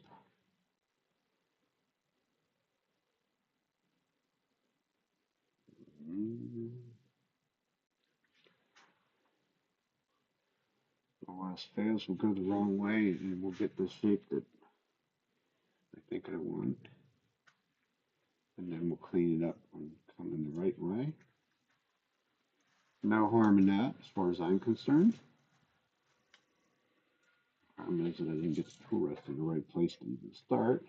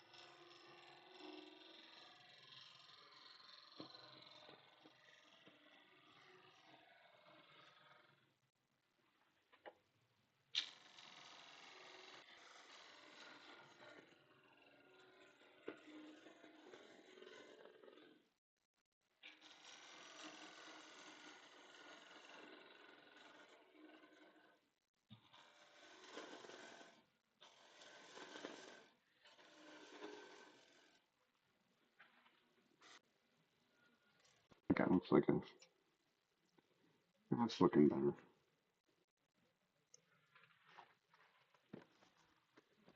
At least that's my opinion anyhow, put it that way.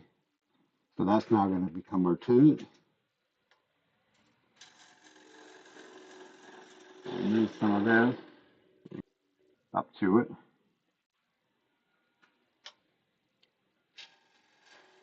Clean that up.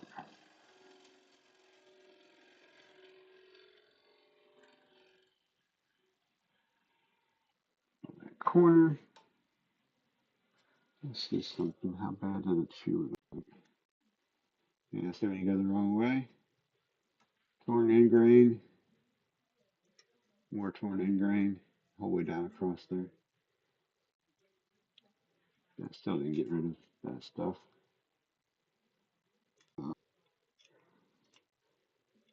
That stuff there, once it's still like part of the cambium layer. What I usually do with them, those places like that that want to chip out.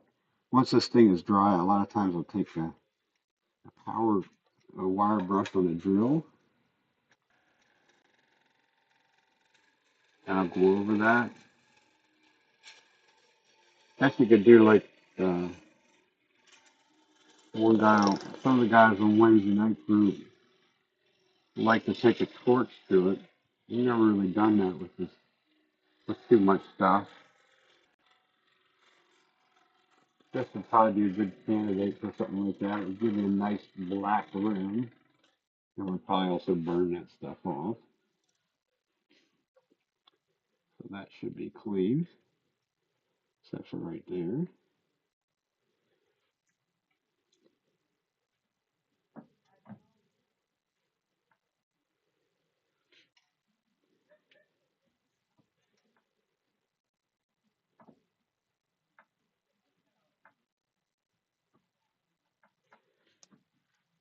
And it's bigger than it was, but it actually looks more the size of the foot than I think it should have.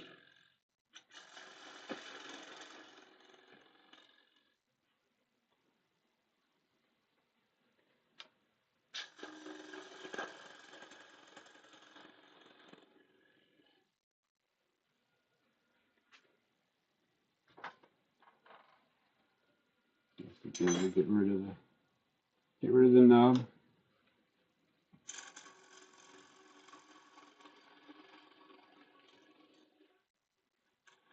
In this case, we're definitely not worried about the tenant or the chuck grabbing a hold of it and making mark. Because I'm sure even if I get to, we'll find out here very directly, but even to stand this, I mean, it feels cold, sort of cold to the touch. So that's a good indication that there's still plenty of moisture there.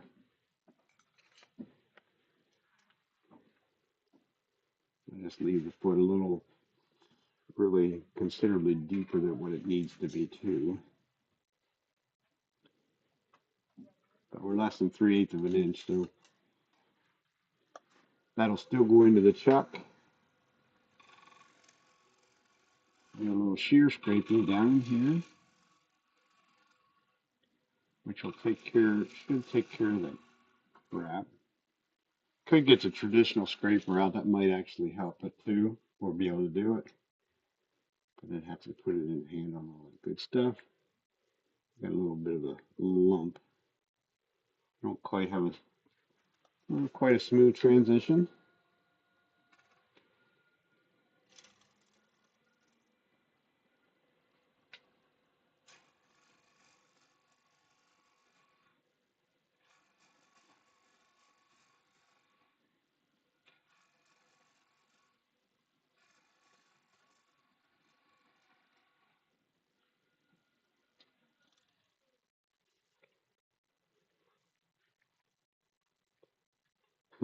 The people in my classes, these last couple of days, classes I should say, they're like, well, that's good enough to sand, isn't it? I'm like, well, you're the one sanding. I said, it wouldn't be good enough to sand for me, but if it works for you. Not really a class about how much sanding we can do, but I kind of draw the lines at some point. I'm going to mark the center. Yeah, just because we might need it. That little indentation, it's not, this is probably, I didn't look to see, but I think, yeah, that's what I thought. It's actually still high in the center. So even if I get to leave this as a foot, I'll still have to finish off this down here, which will probably be done on a vacuum chuck or something else. So I'll have to make it concave anyhow, and I'll have to remove marks. So choose your battles, I guess you'd say. Now, let's see what paper. Yes, we do. Cedar, we don't need 120. At least we shouldn't. So we'll start with 150. In reverse.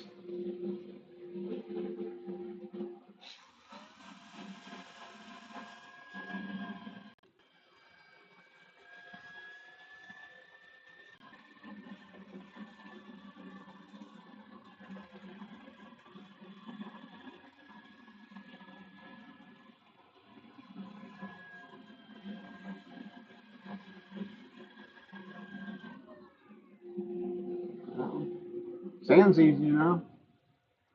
I got a little disturbed stuff there.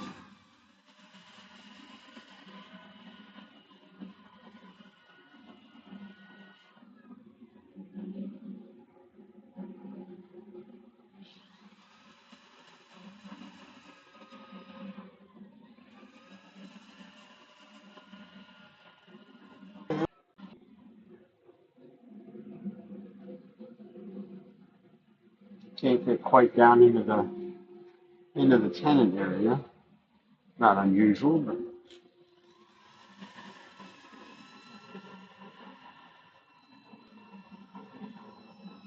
get a little better when I have it.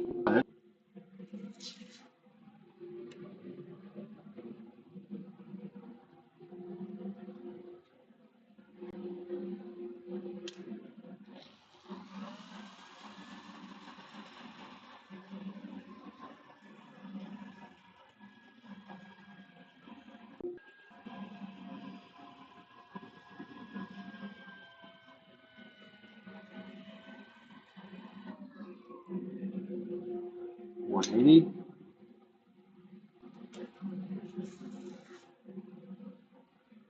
No, for some reason I have two things. One thing. Nothing like sanding twice with the same grit.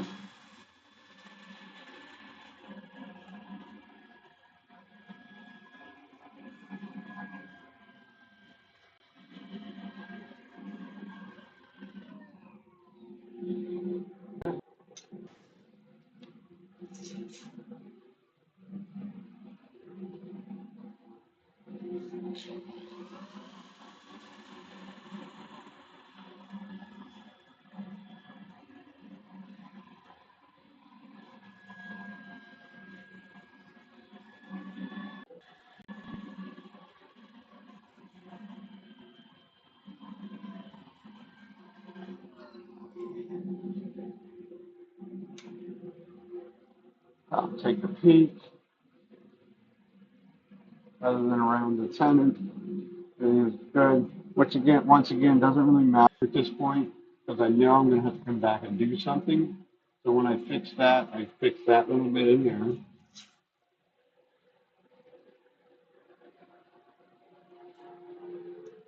But it's standing all right, so just going to keep on going. Let it sit for the next couple of weeks. And let it finish drying out before I try and finish it.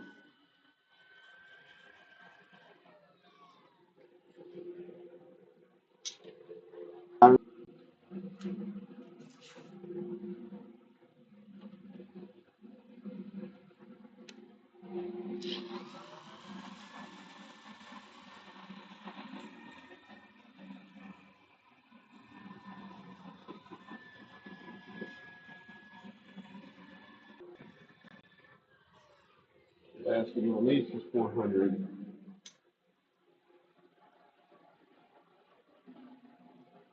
But let's say, okay,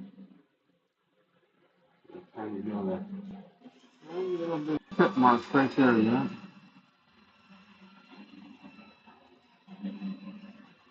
Missed that earlier. It'll work. Definitely has a very unusual shape. Kind of curious to flip it around and cut the inside out. See what you get there.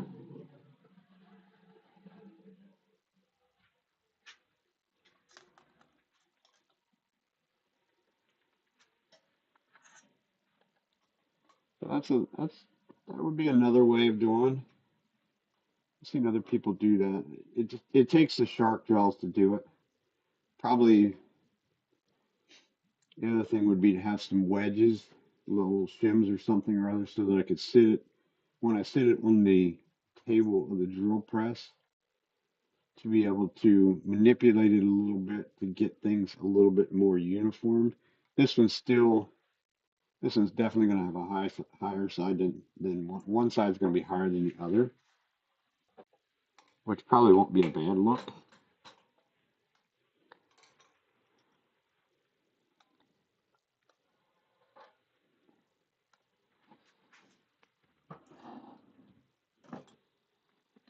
That's something right there I don't do too often.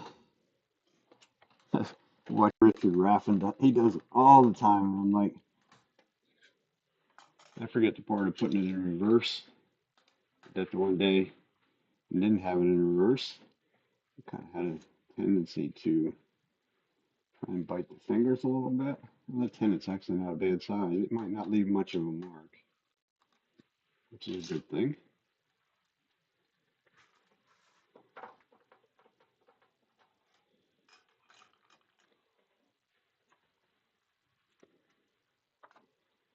I think before we even go to the inside, we might as well jump over to the grinder. Sharpen these two gouges up quick like. Sharpen both of our bowl gouges.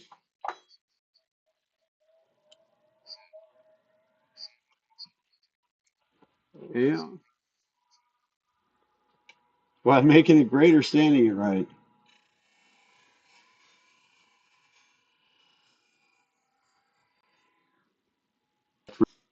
It's got to start out good before you sand.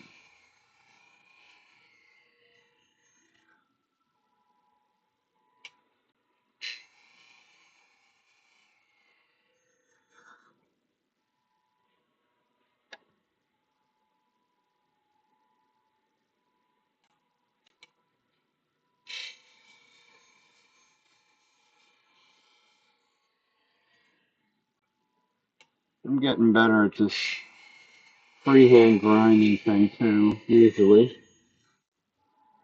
don't leave too big a bird beaks on there.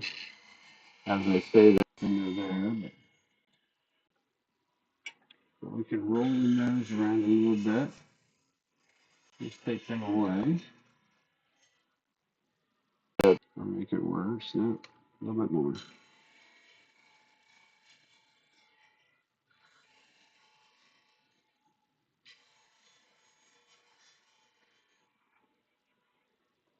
think this is. I have one of these half-inch gouges, and it is this one. That the flute is that's a Jimmy Clues version of the half-inch bowl gouge from Thompson. It's their standard one, and there's a whole lot more material in the bottom of the flute versus the Jimmy Clues version of it. So that one doesn't cooperate quite as well on the freehand grinding part.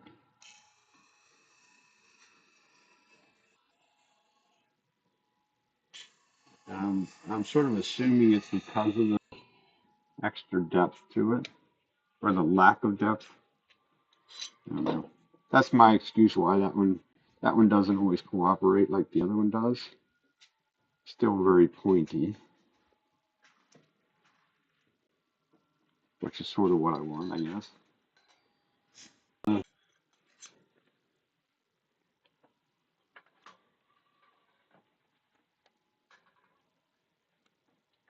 make it interesting with a giant size hole in the middle too.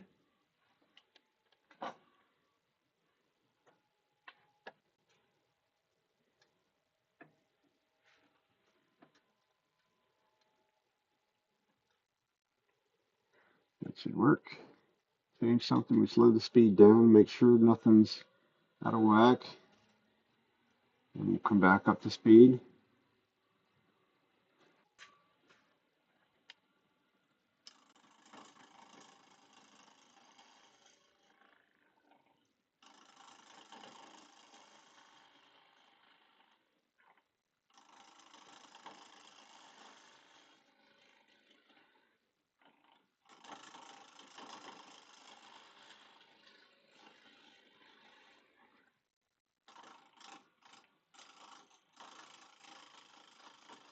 Definitely a whole lot of variation out there.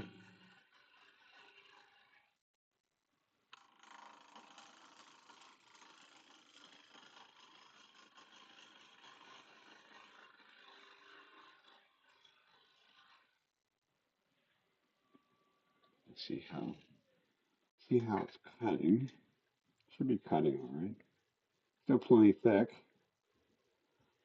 Not sure I like that sharp edge that left behind there, but might have to touch that up with a bit of sanding or something. It's kind of a that's their place it kind of dipped in there and left a little ridge. Might be a little chisel work or something like that.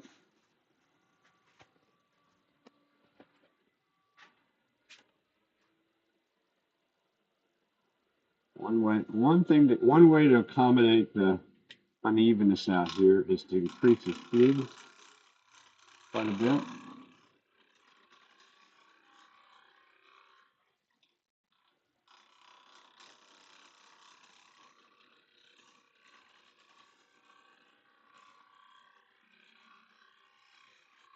And with my right hip up against the bed, I'm able to look at both sides at one time.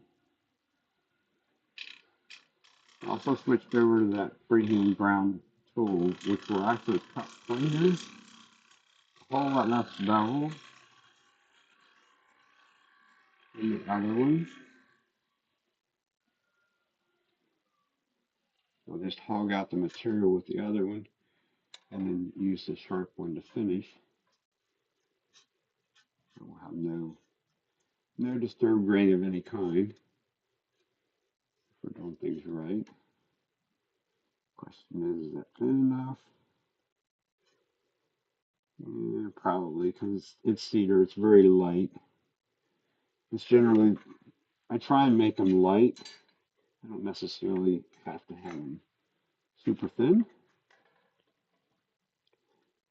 At this point, we can bring our tool rest around. Doesn't do much good for us, but a little bit more of a peace of mind.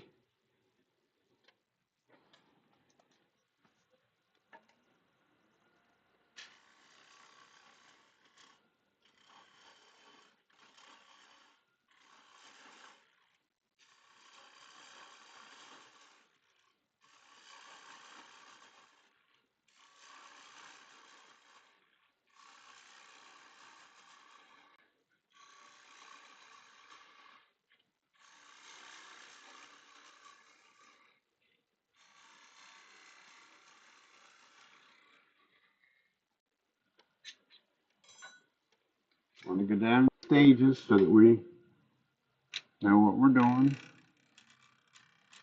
Pick up a cut behind behind the leg. Go through it.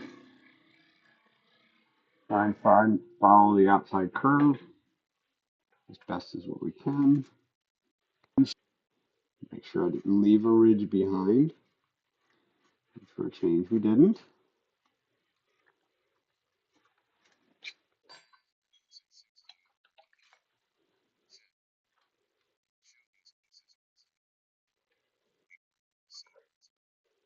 Yeah.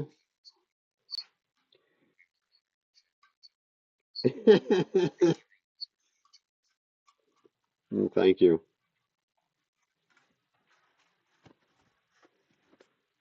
I don't know that I'll be there Wednesday night. Actually, looks like there's some hairline cracks in the damn thing. There it is, right there.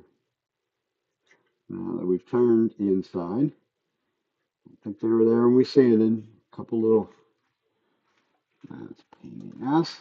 A couple little hairline cracks.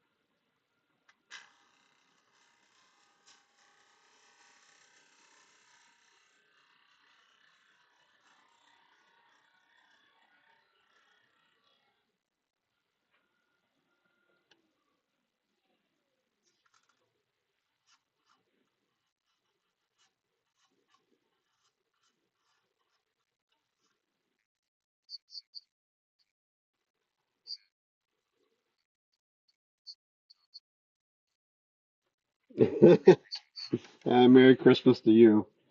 I already made my, what I make this afternoon, 6 or 7 this afternoon, because the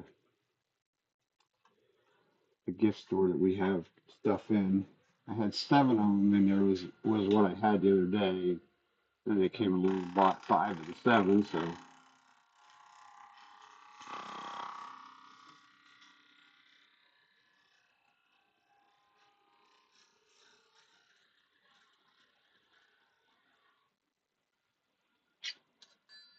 So yes, I was making some of them this afternoon. Kind of good. I don't know if you use the texturing tool and texture them. That's one of the things that I've been working on and that's probably the reason I kind of like doing the tops is because of playing with the texturing tools.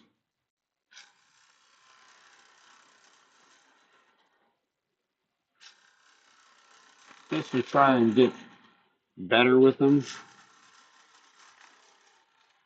is mostly my reasoning behind that. Because I'm not, that's one thing I'm not very consistent using.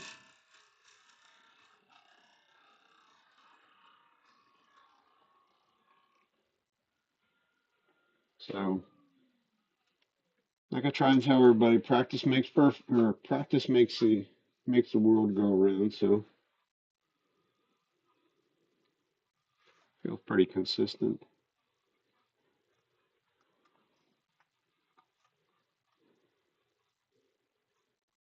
Damp is what it feels. I think I'll probably still put this in a paper bag for a week or so. Make sure it's dries slow enough. There's what I wanted it to do there, though. You think took a chunk right off the side. Just create a little more work.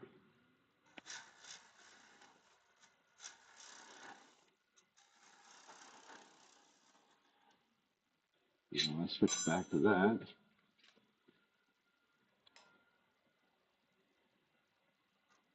And get put this out very often, but it's still a little on the deeper side. We used the giant size bottom bowl guide for a little itty bitty bowl.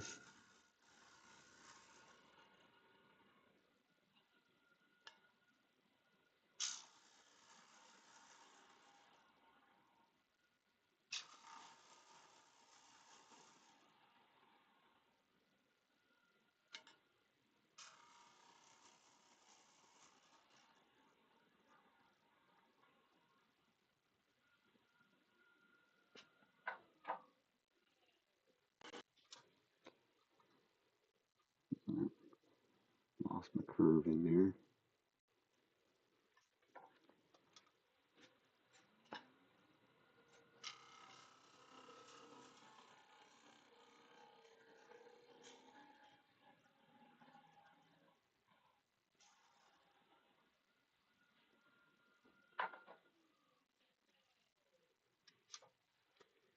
There we got it. That's good.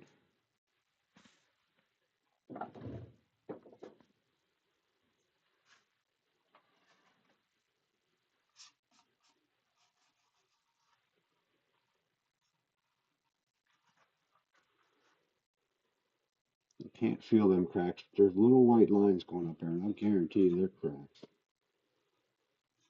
Little stress cracks of some sort. Don't think they'll go anywhere, but hopefully.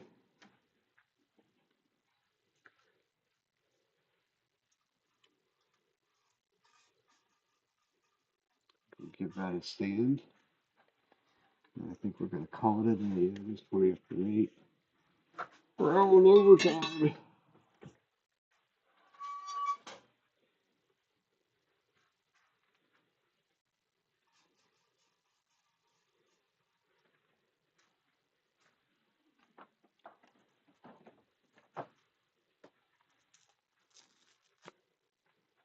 So inside, I'll try it with that pad.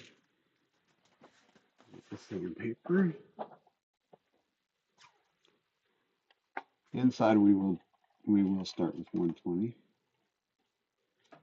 for sure.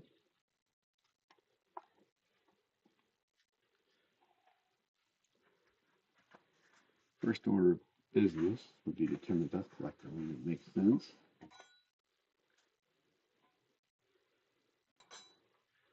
Get the tool out of the chips before I do that.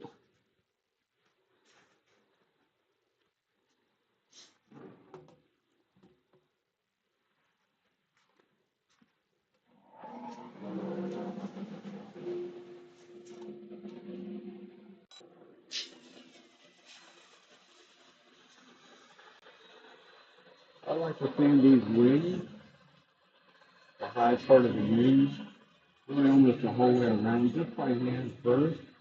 It's the hardest place to reach on a spin.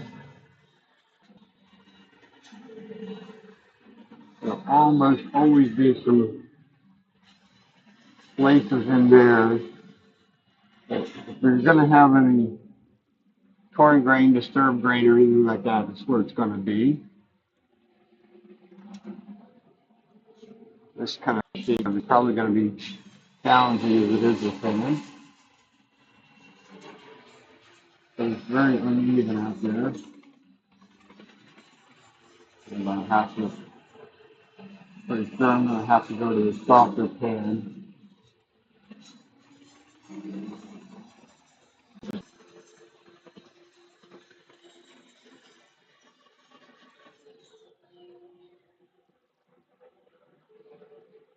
So at the 120, we got to get rid of anything that's out of whack.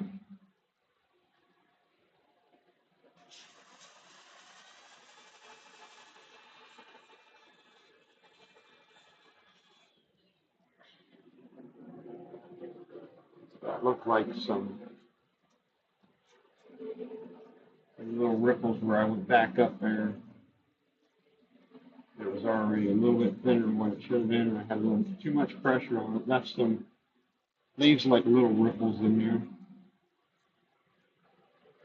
If we needed to get rid of them before we move on.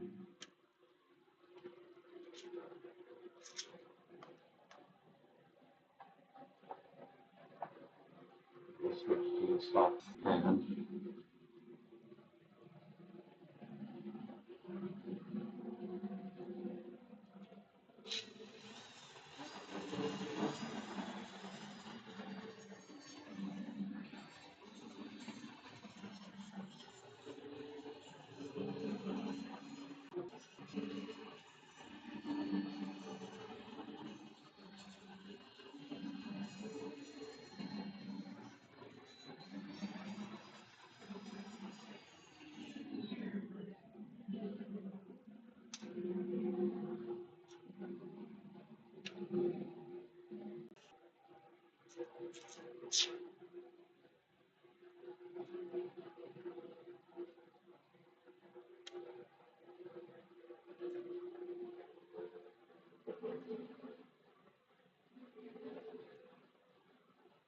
Always pays to stop and inspect a little bit.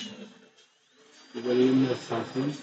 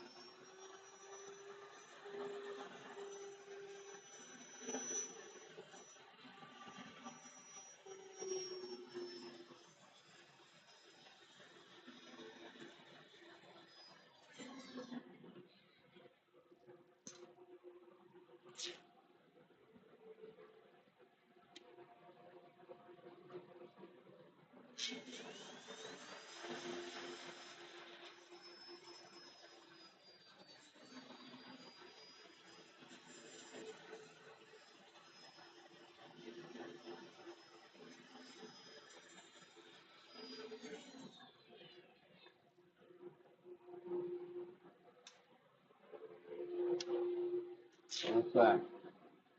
Through 400.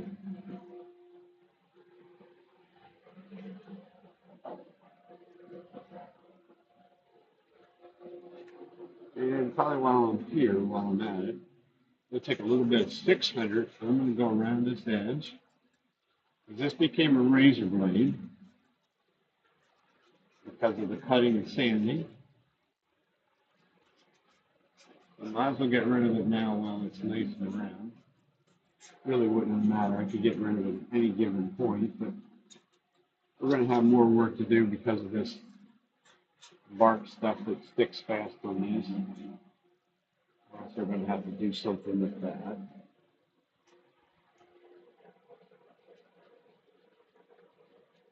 So go do that by hand because it is with the grain right there. Blend it in a bit.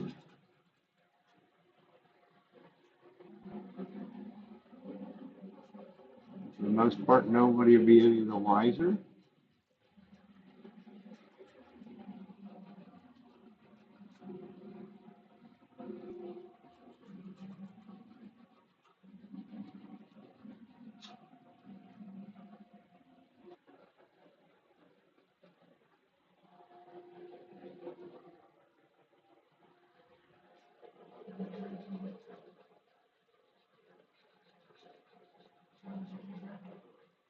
Just make it just look like it's part of the equation. It's also going to show that it's spinner right there.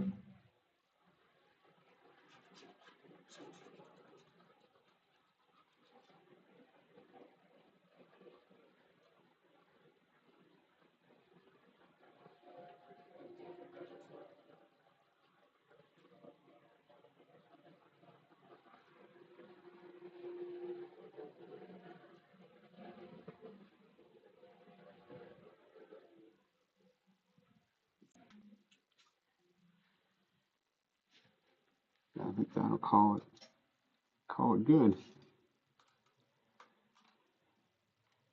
I'm gonna run over here quickly, grab my moisture meter, stick it once, and see just where it's at. Kind of interesting on the inside there. It's some sort of a little bit of a branch or something that went through. Yeah, it comes out the other side. So it's got some little flame figure in there. It also has two eyes in it. That definitely gives it some visual interest, if nothing else.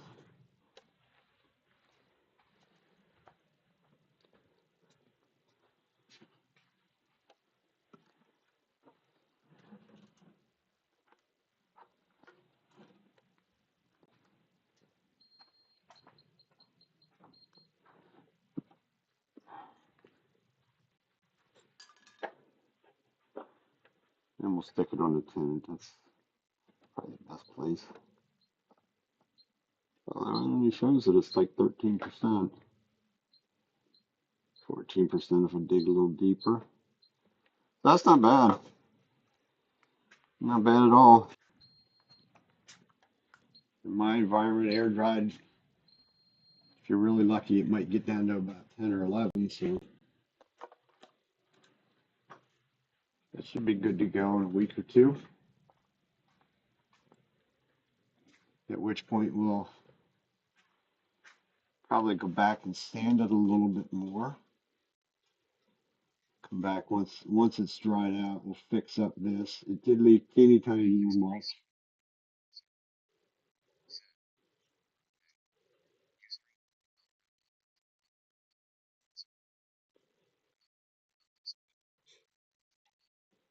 I don't do Discord.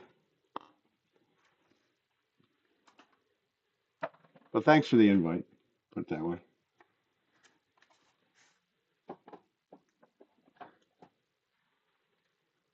So that's going to be it for us. Let's clean up a little bit because this stuff's fairly wet.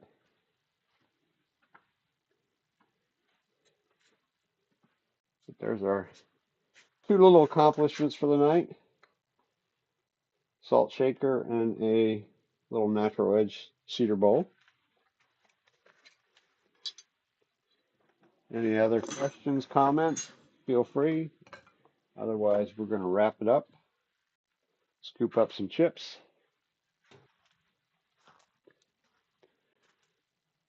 And come back another day.